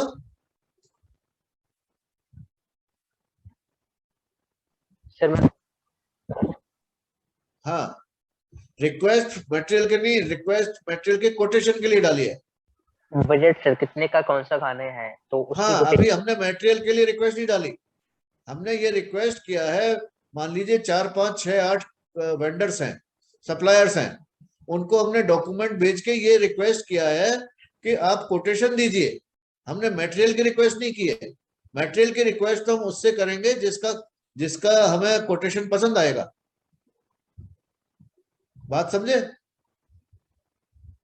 So we need to be very clear in Yes, our sir. communication. We are not requesting material at this stage. RFQ का मतलब ये नहीं है कि हमने मटेरियल रिक्वेस्ट किया है। RFQ का मतलब है हमने मटेरियल की कोटेशन मांगी है, कोटेशन के लिए रिक्वेस्ट किया। ठीक है, अब हमने रिक्वेस्ट किया है तो उन्होंने, कई बार क्या होता है 10 लोगों से रिक्वेस्ट किया, 8 लोग या 7 लोग ही देंगे, नहीं देते 3 लोग, तो हमने 7 लोगों से रिसीव कर लिए प्रपोजल, तो वो जो रेट कोटेशन देते हैं उसको प्रपोजल्स कहते हैं उनका, कि ये प्रपोजल्स है। ठीक है, प्रपोजल भेज दिया उन्होंने, उसमें से हम देखेंगे और सेलर सेलेक्ट कर लेंगे, चलिए इससे काम करा लेते हैं। हमने सेलर सेलेक्ट कर लिया, फिर हम एडमिनिस्टर प्रोक्योरमेंट करते हैं। एडमिनिस्टर का क्या मतलब हुआ कि भाई आपको कितने टाइम में डिलीवरी देनी थी। ठीक है, ये एडमिनिस्टर हुआ प्रोक्योरमेंट। प्लस आपको गर्म देना था या ठंडा देना था, क्या चीज ठंडी थी क्या चीज गर्म थी, क्या साइज की थी, कितनी क्वांटिटी की थी, तोल से थी या क्वांटिटी से थी, या है ना, ये सब एडमिनिस्टर करेंगे हम इसमें, इस जगह पे। और फिर accept and close the procurement after the end के भी ठीक है, एवरीथिंग इज ऑल राइट, आपको हमें जो ऑर्डर किया था सब कुछ मिल गया, we will accept it and close the procurement, we will make the payment and close the procurement. ये साइकिल समझ में आ गया सबको? किसी को नहीं आया तो बताइए। यस सर, आ गया सर। ठीक, नाउ सोर्स सिलेक्शन एनालिसिस की जो बात की थी हमने, तो हम सोर्स सिलेक्शन में क्या क्या देखते हैं नॉर्मली? लीस्ट कॉस्ट देखते हैं, कई बार क्वालिफिकेशंस, कई बार केवल क्वालिफिकेशंस देखते हैं, कई बार हम क्वालिफिकेशंस भी देखते हैं और कॉस्ट भी देखते हैं। कई बार सोल सोर्स का क्या मतलब है कि यार इस काम के लिए तो एक ही सोर्स है बस, यार प्राइमावेरा आपको सीखना है तो केवल प्रमेक है और कोई है नहीं जयपुर में, तो सोल सोर्स हो गया, मतलब अकेला यही सोर्स है, क्या करें, यहीं से लेना पड़ेगा हमें। और फिक्स बजट में क्या होता है कि आपका बजट फिक्स है, तो आपने कहा भाई हमारा बजट फिक्स है केवल, है ना, इसमें क्या दे सकते हो आप, इसमें क्या दे सकते हो। कई बार क्या होता है कि हमें पार्टी करनी है, पार्टी में हमने कहा हमारा तो 500 रुपए पर हेड बजट फिक्स है भाई, आप क्या आइटम दे सकते हो वो आप बता दो, आप भले एक इसमें आइटम कम कर दो, 2 आइटम कम कर दो, पर हमारा बजट फिक्स है। So that is called fix budget source selection, के हमारा अब सोर्स सेलेक्ट करने चलते हैं, ये फिक्स बजट में कौन काम करके देगा। तो ये सब there are various methods of selecting the sources. ठीक है, contract types, fixed price contract, cost reimbursable contract, time and material contract, 3 तरह के कॉन्ट्रैक्ट होते हैं। फिक्स्ड टाइप में क्या होता है कि प्राइस फिक्स्ड है। What is fixed price contract? It involves A fixed total price for a well defined product. नाम से ही पता चल रहा है कि प्राइस फिक्स है इसमें। It involves a fixed total price for a well-defined product. Scope of work is very well known and provides complete and exact specifications. Kind of projects that have been undertaken multiple times in the past, easy construction projects or most software development projects. क्या समझ में आया इससे? Anyone please tell me.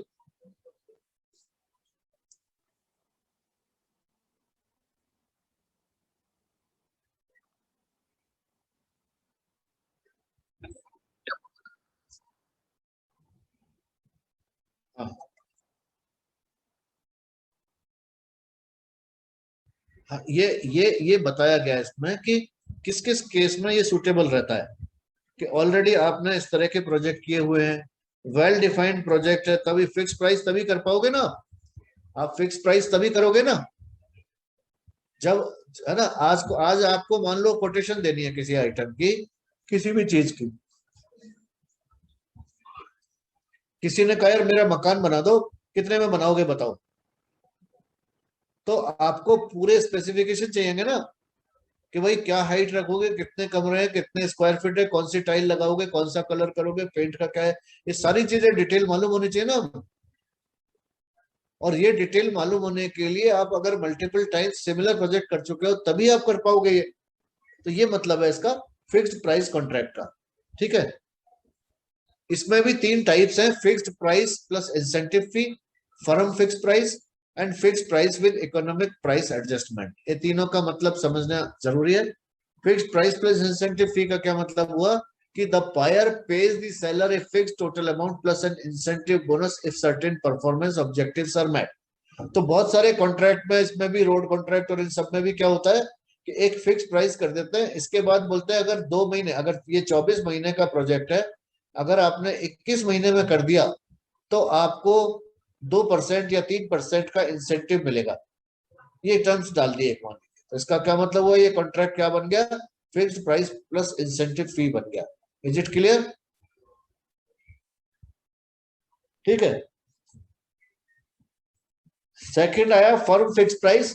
इसमें और उसमें क्या फर्क है, इसमें इंसेंटिव का कोई चक्कर नहीं है बस। सेकंड वाले में, पहले वाले में इंसेंटिव भी पॉसिबल था, अब इसमें इंसेंटिव की कोई बात नहीं हो रही है, बस इतना फर्क है। The buyer pays the seller a fixed total amount regardless of the seller's cost. This contract type poses the greatest risk for the seller.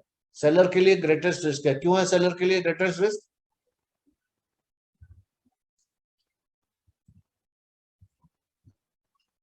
क्योंकि जो प्राइस दे दी उसने, उसको तो फिक्स पैसे मिलेंगे और उसकी कॉस्टिंग कम भी आ सकती है, ज्यादा भी आ सकती है। तो इसलिए अनसर्टेनिटी कौन झेल रहा है? अनसर्टेनिटी सेलर झेल रहा है। बायर ने तो अपनी कॉस्ट फिक्स कर दी, मुझे 100 रुपए में ये सामान चाहिए, मेरी कॉस्ट फिक्स हो गई। अब अगर जो सेलर है उसको वो 80 में भी मिल सकती है, 90 में भी मिल सकती है, 70 में भी मिल सकती है। यानी अनसर्टेनिटी किसके साथ है?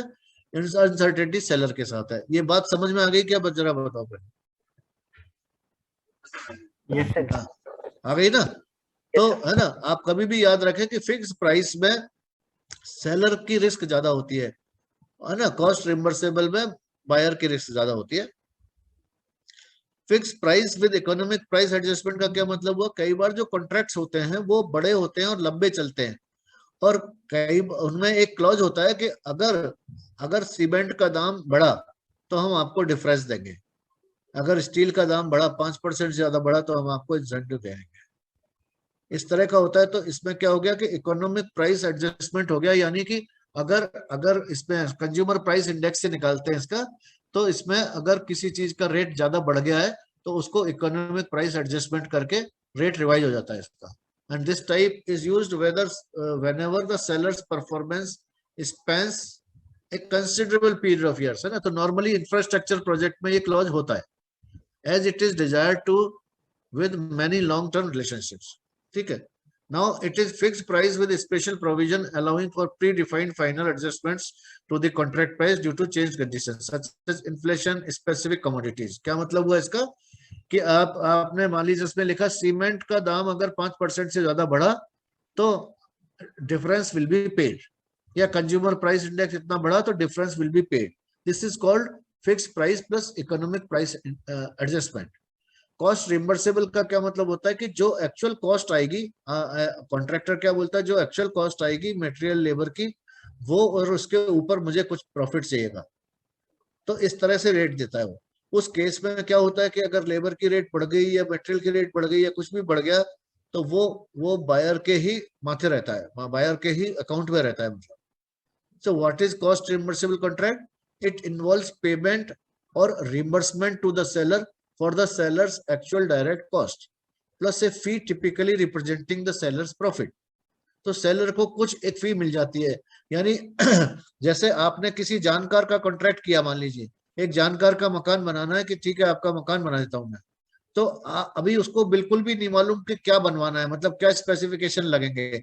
तो ऐसे टाइम पे क्या करोगे कि ठीक है आपकी जो भी कॉस्ट आएगी आपके सामने होगी, आप पूरा हिसाब रखें और मेरे को 5% या 3% आप दे दें उसमें से, मैं तो 5% पे राजी हूं। तो this is called cost reimbursable contract. और ये क्यों करते हैं? क्योंकि स्कोप क्लियर डिफाइन नहीं है ना। जैसे रिसर्च एंड डेवलपमेंट प्रोजेक्ट में भी काफी कुछ ऐसा होता है, रिसर्च एंड डेवलपमेंट में जितना एक्चुअल खर्चा आ रहा है वो दे दिया प्लस इंसेंटिव फीस दे दी, तो कॉस्ट रिम्बर्सेबल कहलाता है। कॉस्ट रिम्बर्सेबल में भी 3 टाइप्स है, कॉस्ट प्लस फिक्स्ड फी। फिक्स्ड फी में फी फिक्स हो जाती है कि भाई इतने रुपए ही मिलेंगे आपको, और कॉस्ट प्लस इंसेंटिव फी में क्या होता है कि आपका कोई भी अगर परफॉर्मेंस के बेसिस पे आपको इंसेंटिव का कभी भी मतलब यह है कि आपके परफॉर्मेंस के हिसाब से मिलता है इंसेंटिव। और कॉस्ट प्लस अवार्ड फी में यह रहता है कि आपको the seller is reimbursed for all the legitimate cost but the majority of the fee is only earn based on the satisfaction of certain broad subjective performance criteria। यानी क्या मतलब हुआ इसका कि कॉस्ट तो मिलेगी, लेकिन कॉस्ट के ऊपर तभी मिलेगा पैसा जब आपने अगर 6 महीने में काम किया। मान लीजिए फॉर एग्जांपल कि अगर 6 महीने में काम किया तो कॉस्ट तो मिलेगी पक्का है, लेकिन अगर 6 महीने में काम किया तो आपको इतने पैसे और मिलेंगे। तो ये अवार्ड फी की तरह हो जाता है। ठीक है। Now third type is time and material contract. This is A hybrid type of contract, और ये इसमें एक आइटम कॉस्ट रिमर्सिबल की तरह होता है और एक आइटम फिक्स प्राइस की तरह होता है। तो it resembles cost reimbursable contract because the full value of the agreement and the exact quantity of items to be delivered are not defined। तो ये कोई बहुत छोटे काम के लिए होता है जिसमें लेबर एंड मटेरियल, जैसे हमने कहा ना, जैसे इवन सॉफ्टवेयर डेवलपमेंट प्रोजेक्ट्स के लिए भी होता है ये, जिसमें ये फिक्स कर दिया जाता है कि एक जो प्रोग्रामर है उसको हम $50 पर आवर का देंगे। ज्यादातर सॉफ्टवेयर प्रोजेक्ट्स में ये फिक्स हो जाती है प्राइस कि हम एक डेवलपर को, एक सॉफ्टवेयर इंजीनियर को $50, $100 जो भी एक पर आवर का देंगे। तो अब इसमें फिक्स्ड प्राइस भी है। फिक्स्ड प्राइस क्या है कि 1 घंटे का $50 है, ये फिक्स्ड है। और कॉस्ट रिमर्सिबल क्या है, कितने घंटे लगेंगे ये नहीं पता, जितने घंटे लगेंगे उतने का पेमेंट कर देंगे हम। तो ये कॉस्ट रिमर्सिबल बात भी हो गई। तो ये हाइब्रिड टाइप का कॉन्ट्रैक्ट हो गया। इसमें एक एस्पेक्ट ये है कि ये कॉस्ट रिमर्सिबल है, दूसरा एस्पेक्ट ये है कि ये फिक्स प्राइस। कॉन्ट्रैक्ट टाइप्स में risk bye type of contract इस तरह से होता है कि ये बायर की रिस्क लो से हाई जा रही है और सेलर की रिस्क लो से हाई जा रही है। फिक्स्ड प्राइस कॉन्ट्रैक्ट में इस डॉक्यूमेंट को देख के मैं आपसे पूछूं, फिक्स प्राइस कॉन्ट्रैक्ट में किसकी रिस्क ज्यादा है और किसकी कम है, कोई बताएगा?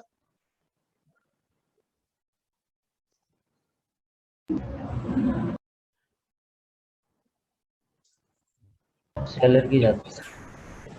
मैं आपको 5 मिनट देता हूँ इसको डॉक्यूमेंट, ये पूरा कॉन्ट्रैक्ट टाइप्स का सम है ना, आप आपस में डिस्कस करो या समझो इसको, फिर मेरे को बताओ। I am giving you 3-4 minutes.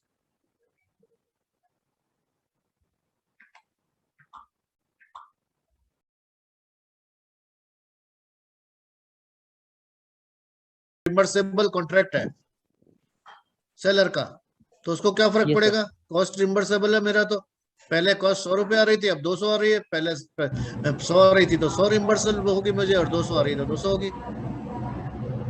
Sir उसमें सर फिर सर जो सेलर है सर उसके साथ कॉन्ट्रैक्टरशिप में आगे इशू होगा ना। सर अगर मैं आज उनके साथ कॉन्ट्रैक्ट कर रहा हूँ, बट समाउ अगर मैं आज उनके साथ 100 का कॉन्ट्रैक्ट करूँ। बात अच्छा, मैं पूरी तरह समझाता हूँ। जैसे एक मान लीजिए कोई चीज 100 रुपए में बननी है, ठीक है, 100 रुपए में बननी है कोई, है ना? सुन रहे हो आप? Yes sir. ये डिस्टरबेंस आ रहा है कुछ, उसको बंद करो पहले। देखो आज मान लीजिए आपको 10 लाख रुपए का कंस्ट्रक्शन कराना है, मान लो, है ना, 10 लाख रुपए का। यू आर ए बायर, आपको कराना है और किसी को, है ना, आउटसोर्स करना है, ठीक है। अब आपके पास क्या क्या तरीके हैं। आपने कहा कि भाई आपने जो है सेलर पकड़ा और उसको 10 लाख में कॉन्ट्रैक्ट दे दिया। एक स्थिति ये है, जब आपने 10 लाख में कॉन्ट्रैक्ट दे दिया बायर ने, ठीक है, एक तरीका ये है, इसको क्या बोलेंगे? फिक्स प्राइस कॉन्ट्रैक्ट बोलेंगे इसको। बात समझे? अब दूसरा केस ये है कि सेलर कहता है मुझे नहीं सब, मैं तो आपको लाके दे दूंगा, देखो ये आइटम इतने का, जितना खर्चा आएगा लेबर का, सीमेंट का, इसका, मुझे तो आप 10% प्रॉफिट दे देना। काय के ऊपर? जो भी खर्चा आएगा उसके ऊपर।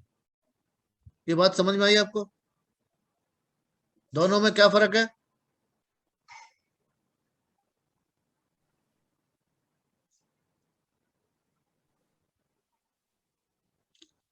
भाई एक बात बताइए कि जैसे आपने, जैसे, और ये बहुत नॉर्मल है, मतलब बहुत बहुत ही नॉर्मल है ये। कई बार क्या होता है, जैसे इंटीरियर का काम होता है, आपको में से किसी ने घर में अगर इंटीरियर कराया हो, तो आपने कहा मुझे 5 लाख का इंटीरियर कराना है। एक तो हुआ आपने कॉन्ट्रैक्टर पकड़ा, बता दिया मुझे ये बनवाना है और इसके कितने पैसे होंगे, 5 लाख होंगे, ये 5 लाख में फिक्स कर दिया और काम बता दिया उसको ये करना है। ये केस तब पॉसिबल है जब आपको बिल्कुल एकदम क्रिस्टल क्लियर है आपको कराना क्या क्या है, और 5 लाख में दे दिया आपने। इसमें आपकी रिस्क है कोई, है या नहीं है? नहीं सर। हाँ भाई, मेरे को तो ये सामान मिलेगा और 5 लाख दूंगा इसके, और सेलर की रिस्क है इसमें सर क्यों? हो सकती है सर। जी सर, उसकी हो सकती है। हो सकता है उसका काम 4:30 में हो जाए, 4:45 में हो, 5:15 में हो, पता नहीं ना। अगर मार्केट की रेट बढ़ रही है, ऊपर घट रही है, इसका इम्पैक्ट किसको आएगा? है सेलर पे, क्योंकि आपने कॉन्ट्रैक्ट फिक्स कर दिया। तो this is called fix price contract, जिसमें कि रिस्क सेलर की है, बायर की नहीं है। ठीक है। अब वो कहता है मान लीजिए कॉन्ट्रैक्टर के, सर मैं रेट फिक्स नहीं करूंगा, मुझे नहीं मालूम 5 लाख, और मुझे नहीं मालूम आप क्योंकि चेंज कराओगे, आप कभी कहोगे टेबल ये साइज की बना दे, कभी कहोगे ये बना दे, तो मैं आपसे रेट फिक्स नहीं करूंगा। मैं तो जितने का मटेरियल आएगा ना मार्केट से, उसके और जो लेबर लगेगी उसकी हाजिरी ले लूंगा, और मुझे 10% प्रॉफिट चाहिए। अब इसमें सेलर की रिस्क है क्या ज्यादा? No sir. No sir. कैसे? है ना, उसको 10% मिलेगा। अगर मान लो 5 लाख लगे तो 50,000 मिलेगा, 4 लाख मिल लगे तो 40,000 मिलेगा। तो ज्यादा से ज्यादा 10-5 हजार की बहुत कम रिस्क हो गई ना उसकी, सेलर की। और बायर की रिस्क है, बायर को पता नहीं वो कितने दिन में काम करके देगा, लेबर कितनी लग जाएगी, मटेरियल का दाम बढ़ा तो भी उसके अकाउंट में जाएगा, 5 की जगह 6 लग जाए ना। अब ये बात समझ में आई आपको? अब इस एंगल से इसको देखो डायग्राम को, है ना, यस सर। इस एंगल से देखो। बात समझ में आ गई? Yes sir. Yes sir. ये समझना बहुत जरूरी था, ये समझे बिना इस चैप्टर को पढ़ना बेकार था। ठीक है ना? और इस पे थोड़ा ब्रेनस्टॉर्मिंग करना टाइम टू टाइम, और अब जब भी कभी मौका मिले, जब भी कभी इस तरह की सोच, ध्यान देना कि भाई ये किस तरह का है। ठीक है। अब इस प्रोसेस का आउटपुट क्या है? इस प्रोसेस का आउटपुट है procurement management plan. Procurement management plan के साथ साथ क्या क्या आएगा, ये सब प्रोक्योरमेंट मैनेजमेंट प्लान का पार्ट है। प्रोक्योरमेंट स्ट्रेटेजी, प्रोक्योरमेंट की स्ट्रेटेजी बनेगी, यानी पूरे लॉन्ग टर्म प्रोजेक्ट पे किस तरह से प्रोक्योरमेंट होगा। लॉन्ग लीड आइटम्स होते हैं कुछ, कि भाई जो आज ऑर्डर करो तो 3 महीने में आएगा, ऐसा आइटम होते हैं। तो वो आइटम आइडेंटिफाई करके उनको टाइम से ये ऑर्डर करना जरूरी है ना। और क्या क्या स्ट्रेटेजी है वो बनेगी। बिड के डॉक्यूमेंट्स, यानी कि कॉन्ट्रैक्ट डॉक्यूमेंट्स तैयार रहेंगे, लेटर ऑफ इनविटेशन, RFQ, और ये जो है क्वालिफिकेशन क्राइटेरिया अगर कुछ भी है, वो बिड डॉक्यूमेंट्स कहलाते हैं। Terms and conditions, general terms and conditions, ये स्पेशल टर्म्स एंड कंडीशंस, अगर कोई ड्राइंग्स हैं अगर उसकी, तो वो भी बिड डॉक्यूमेंट्स में आ जाता है। तो बिड डॉक्यूमेंट्स में आ जाएगा ये सब। स्पेसिफिकेशंस हैं अगर कोई, है ना, वो सब बिड डॉक्यूमेंट्स में आ जाता है। प्रोक्योरमेंट स्टेटमेंट ऑफ वर्क्स में क्या होगा कि क्या क्या काम करवाना है, क्या क्या स्कोप है वर्क का, है ना। प्रोक्योरमेंट स्टेट ऑफ वर्क, क्योंकि जैसे एक काम, एक मान लो हम कंस्ट्रक्शन का भी बोले, तो एक ही बिल्डिंग में कम से कम 10, 15, 20, 25 कॉन्ट्रैक्टर हो सकते हैं, और हर एक का अलग अलग कॉन्ट्रैक्ट हो सकता है। तो हर एक का स्टेटमेंट ऑफ वर्क अलग अलग होगा, यानी प्रोजेक्ट का स्टेटमेंट ऑफ वर्क जो है वो टूटेगा, टुकड़ों में टूटेगा, और वो अलग अलग प्रोक्योरमेंट के लिए अलग अलग स्टेटमेंट ऑफ वर्क्स बनेगा। फिर सोर्स सिलेक्शन क्राइटेरिया, कि हम सोर्स को सिलेक्शन का क्राइटेरिया क्या करेंगे, यानी कि कॉन्ट्रैक्ट देने का क्राइटेरिया क्या होगा। क्या पेपर में ऐड निकालेंगे, क्या हम वेबसाइट पे देंगे, क्या हम किसी आर्किटेक्ट से पूछ लेंगे यार तुम ही भेज दो किसी को, या कोई हमारा पुराने दोस्त ने किसी से मकान बनवाया था उससे बनवा लेंगे, या क्या क्राइटेरिया होगा। और फिर प्राइस क्राइटेरिया होगा, क्वालिफिकेशन क्राइटेरिया होगा, या क्या होगा, उसका एक्सपीरियंस क्राइटेरिया होगा, उसकी क्वालिटी क्राइटेरिया होगा, या कॉस्ट क्राइटेरिया होगा। ये सारी चीजें या टाइम पे करके दे दे, भले पैसे लग जाए कोई बात नहीं, कौन से किस क्या क्राइटेरिया रहेगा आपका सोर्स को सेलेक्ट करने का। और मेक और बाई डिसीजंस में आई गया कि कौन कौन से आइटम्स में, है ना, ये होंगे। Independent cost estimates, independent cost estimates का क्या मतलब है कि जैसे आपने वो इंटीरियर का काम करवाना था, आपने अपने आर्किटेक्ट से या इंटीरियर डिजाइनर से एक एस्टिमेट ले लिया कि भाई मुझे एस्टिमेट बता दो कितने में काम होगा।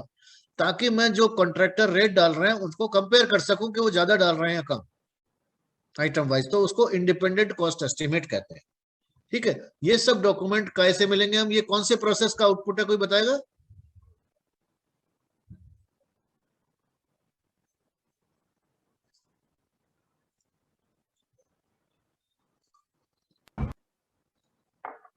अभी हम कौन से प्रोसेस में बात कर रहे हैं, कोई बताएगा?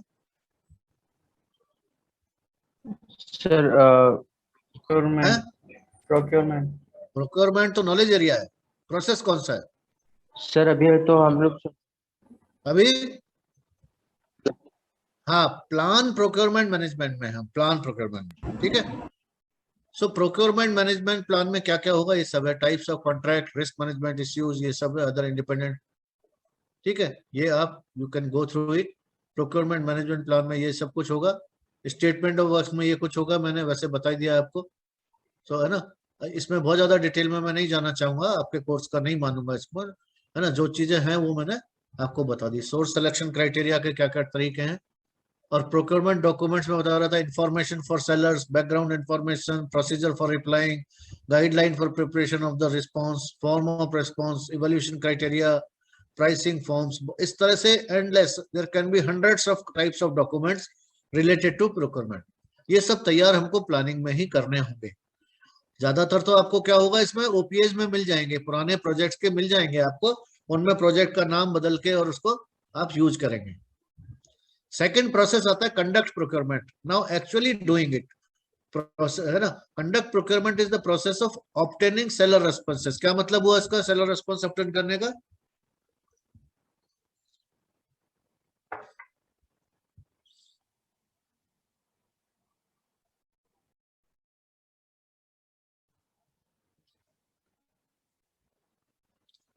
कोटेशन, कोटेशन देगा वो, है ना। हाँ, कोटेशन देगा वो आपका, आपने जो टेंडर इशू किया उसको, उसमें रेट भर के देगा वो। ये सेलर रिस्पॉन्स होता है, ठीक है ना। या आपने मटेरियल के लिए ऑर्डर किया कि, है ना, आपने आपने कहा भाई यार सीमेंट खरीदना है मुझे, आपने लेटर दिया कि भाई मुझे 5,000 कट्टे सीमेंट के खरीदने हैं, तो रेट बताओ मुझे, रेट बताओ और पेमेंट कंडीशंस भी बताओ। तो वो सेलर ने बताया आपको, तो वो सेलर रिस्पॉन्स कहलाएगा। सेलेक्टिंग ए सेलर, 4, 6, 8, 10 सेलर्स में से आपने रेस्पॉन्सेस कलेक्ट करके सेलर सेलेक्ट किया एक, और सेलर सेलेक्ट करने के बाद नेक्स्ट स्टेप है उसको कॉन्ट्रैक्ट अवार्ड कर दिया, है ना। जब जब एग्रीमेंट पे, जब टेंडर डॉक्यूमेंट पे दोनों पार्टियों के साइन हो जाते हैं, बायर सेलर के, तो वो लीगल डॉक्यूमेंट बन जाता है, और फिर तब वो कॉन्ट्रैक्ट कहलाता है। उससे पहले वो कॉन्ट्रैक्ट नहीं है, उससे पहले वो टेंडर डॉक्यूमेंट है, ठीक है ना। टेंडर डॉक्यूमेंट पे जब दोनों के साइन हो जाते हैं, टेंडर डॉक्यूमेंट तो बहुत सारे, वो डॉक्यूमेंट तो आपने बहुत सारे सेलर्स को भेजा था, लेकिन अवार्ड ऑफ कॉन्ट्रैक्ट एक को ही किया। ये फर्क है उसमें, जिसके साथ अवार्ड ऑफ कॉन्ट्रैक्ट हुआ है वो लीगल डॉक्यूमेंट है, वो कॉन्ट्रैक्ट कहलाता है। तो आप देखिए इसमें क्या समझ में आता है, बताइए।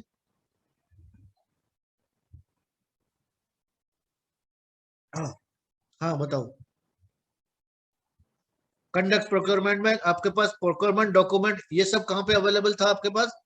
ये प्रोक्योरमेंट मैनेजमेंट प्लान में अवेलेबल है, ठीक है। तो हाँ, अब आपने यहाँ पर पोटेंशियल सेलर्स को दे दिया एक डॉक्यूमेंट, ये पकड़ो भाई, ठीक है। हाँ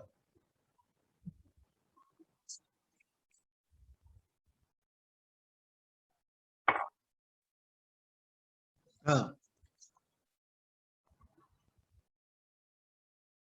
है ना। हाँ,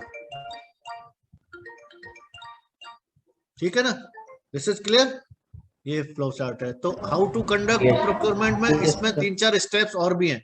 बिडर कॉन्फ्रेंस, बिडर कॉन्फ्रेंस का क्या मतलब होता है, कई बार बड़े कॉन्ट्रैक्ट होते हैं तो उसमें रेट डालने से पहले, सेलर रिस्पॉन्स रिसीव करने से पहले एक मीटिंग की जाती है, बिडर मीटिंग की जाती है, प्री बिड मीटिंग भी बोलते हैं इसको। सबको बुलाया जाता है, ऑनलाइन भी हो सकती है ये, और सबको बुला के बातचीत की जाती है, भाई आपको टेंडर डॉक्यूमेंट समझ में आ गया या कोई क्वेश्चन है आपका तो पूछिए। तो कई बार सेलर्स जो क्वेश्चन पूछते हैं, सर ये आइटम आपने डाला है, ये आइटम तो आजकल मार्केट में आता नहीं है, अवेलेबल नहीं है, इसको चेंज करिए आप। ठीक है, चेंज कर देते हैं, ठीक है। तो इसका पर्पज ये है कि मान लीजिए उस किसी सेलर का अकेले का फोन आता, तो आप उसको अकेले को रेस्पॉन्स देते, तो वो अकेले को करेक्ट करते। बिडर कॉन्फ्रेंस का मतलब है कि सबको एक ही प्लेटफॉर्म पे लेके आना। सो प्री बिड कॉन्फ्रेंस एक इंटीग्रल एस्पेक्ट है कंडक्ट प्रोक्योरमेंट का, और कई बार जरूरत पड़ती है इसकी, कई बार नहीं पड़ती है, बट ये this is like a technique, this is A procedure for conduct procurement.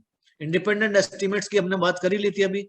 Expert judgement भी टेक्निक है इसमें। एक्सपर्ट जजमेंट का मतलब है कि या तो हम खुद एक्सपर्ट हैं, इसके बहुत साल का एक्सपीरियंस है और समझते हैं इस चीज को, या फिर हमारी कंपनी में कोई समझता है, या फिर कोई किसी को आउटसोर्स करते हैं हम एक्सपर्ट जजमेंट के लिए, है ना। कुछ भी चीज में रिक्वायरमेंट हो सकती है, वन ऑफ द टेक्निक्स है, और ये ज्यादातर में ज्यादातर प्रोसेस में यूज होती है एक्सपर्ट जजमेंट। एडवर्टाइजिंग करते हैं इसमें। एडवर्टाइजिंग आपका सोशल मीडिया पे हो सकता है, वेबसाइट पे हो सकता है, आपका न्यूज़पेपर में हो सकता है, आपका रेडियो पे हो सकता है, कहीं भी हो सकता है। प्रोक्योरमेंट नेगोशिएशंस करते हैं आप जब सेलर सेलेक्ट करते हैं, तो उनसे rate negotiation, terms and conditions का नेगोशिएशन करते हैं, वो इसका पार्ट है। बिडर कॉन्फ्रेंस का क्या मतलब है वो बताया, इंडिपेंडेंट एस्टिमेट का क्या मतलब है ये सब डिटेल में दिया है, you don't need to go into the details. Output आ गया इसका, selected sellers, agreements and resource calendar. कोई बताएगा रिसोर्स कैलेंडर का क्या मतलब हुआ यहाँ पे, और क्यों आउटपुट है ये इसका?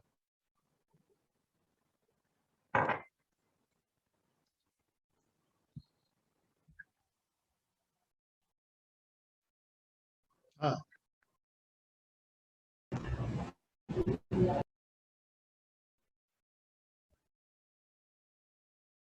हाँ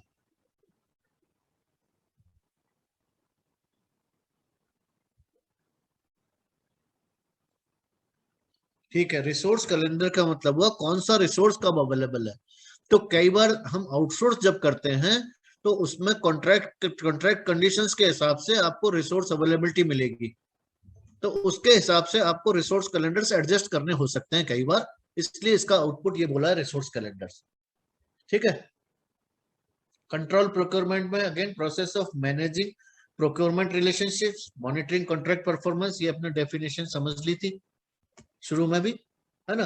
तो इसमें ये इतने सारे प्रोसीजर हैं इसमें। Control change, contract change control system, तो जैसे हमने शुरू में देखा था perform integrated change control system, इसी तरह से कॉन्ट्रैक्ट का चेंज कंट्रोल सिस्टम होगा। चेंज कंट्रोल सिस्टम का क्या मतलब है कि हमने प्रोक्योरमेंट डॉक्यूमेंट्स में या कॉन्ट्रैक्ट डॉक्यूमेंट्स में बहुत सारी चीजें लिखी हुई हैं, बहुत सारी चीजें प्लान की हुई हैं, लेकिन जैसे कि हम जानते हैं कि कोई भी चीज एज पर प्लान जाए ऐसी बहुत कम संभावना है ना। चेंजेस आते ही हैं, डेविएशन आते ही हैं, ऐसे टाइम पे उनको कैसे कैसे कंट्रोल करेंगे उनको, ये कंट्रोल प्रोक्योरमेंट में चेंज कंट्रोल सिस्टम होता है। प्रोक्योरमेंट परफॉर्मेंस रिव्यूज होते हैं, मंथली भी हो सकते हैं, 15 डेज में भी हो सकते हैं, कि कौन कौन से प्रोक्योरमेंट एजेंसीज किस तरह से परफॉर्म कर रही हैं, है ना। परफॉर्मेंस के डिफरेंट क्राइटेरिया हो सकते हैं, क्वालिटी हो सकता है, टाइम हो सकता है, बिहेवियर भी हो सकता है, कम्युनिकेशन भी हो सकता है ना। वो अलग अलग क्राइटेरिया पे कौन कौन कहाँ का स्टैंड करते हैं, उनकी मार्किंग हो सकती है। हर टेंडर डॉक्यूमेंट को परफॉर्मेंस रिव्यू करना चाहिए, टाइम टू टाइम करते रहना चाहिए। इंस्पेक्शन एंड ऑडिट्स, जो भी प्रोजेक्ट है, प्रोडक्ट है, उसका इंस्पेक्शन करना। ऑडिट्स, अगेन ऑडिट का मतलब ये है कि टू मेक श्योर कि जो भी स्टैंडर्ड प्रोसीजर्स हैं वो फॉलो हो रहे हैं। परफॉर्मेंस रिपोर्टिंग, आप मान लीजिए जो कॉन्ट्रैक्टर लगाया है आपने उसको कहा भाई डेली मुझे रिपोर्ट किया करो, वीकली रिपोर्ट किया करो, व्हाट्सएप कर दो मुझे, फोटो खींच के भेजो, this is called performance reporting. Payment systems क्या है भाई, आपको कुछ एडवांस देना है या बिल के बाद देना है, बिल का पूरा पेमेंट करना है या 75% देना है, सिक्योरिटी डिपॉजिट रोकना है ना, अगेंस्ट ये एडवांस मतलब एडवांस अगेंस्ट सिक्योरिटी देना है या अनसिक्योर्ड एडवांस देना है, ये सारी चीजें पेमेंट सिस्टम्स में आ जाती हैं। क्लेम्स एडमिनिस्ट्रेशन, क्लेम्स किसको कहते हैं अपन, कि क्लेम्स उसको कहते हैं जो कि प्लानिंग के हिसाब से अमाउंट नहीं बन रहा है, वो क्लेम है ना। क्लेम का मतलब हुआ जैसे कि जो डिस्प्यूटेड अमाउंट है, वो डिस्प्यूटेड अमाउंट डिस्प्यूट क्यों होगा, क्योंकि वो कॉन्ट्रैक्ट डॉक्यूमेंट का पार्ट नहीं है। मान लीजिए क्लेम एडमिनिस्ट्रेशन का मतलब ये हुआ कि मान लीजिए कोई जो है क्वांटिटी बढ़ गई, किसी चीज की क्वांटिटी बढ़ गई और आपका अमाउंट भी बढ़ गया, जबकि फिक्स्ड प्राइस था, या कोई साइज चेंज हो गया या कोई स्पेसिफिकेशन चेंज हो गया, और आपने कॉन्ट्रैक्टर ने क्लेम कर दिया कि भाई मेरे को देखिए तय तो ये था, मेरे को 4x4 की टेबल बनानी थी और ये तय था, आपने 5x5 की टेबल कर दी, तो मुझे इतने पैसे चाहिए। तो वो बायर बोलेगा कि भाई इतने नहीं होते हैं, इतने होते हैं। तो ये डिस्प्यूट किसी भी कॉन्ट्रैक्ट में नॉर्मली होता है। ऐसा डिस्प्यूट होता है, उसको बोलते हैं क्लेम्स। और क्लेम्स को किस तरह से एडमिनिस्टर किया जाएगा, तो नॉर्मली जो है इसका कोई प्रोसीजर होता है कि भाई ठीक है, अभी चलते हुए काम में हम क्लेम्स की कोई बात नहीं करेंगे, आपका जो ड्यू पैसा है बिल के हिसाब से वो लेते जाओ, और प्रोजेक्ट के लास्ट में एक साथ हम सारे क्लेम्स को बैठ के सेटल करेंगे। किस तरह से करेंगे, मे बी कोई बीच में कंसल्टेंट होगा, उसकी सलाह से करेंगे, किसी आर्बिट्रेटर को लेंगे या कैसे लेंगे, that is called claims administration. And records management system में यह है कि पूरे प्रोजेक्ट के जो भी डॉक्यूमेंटेशन है उसको किस तरह से मैनेज किया जाएगा, वो सिस्टम इसमें आता है। ये सब डिटेल में अपन नहीं जाएंगे, उतना ज्यादा है ना,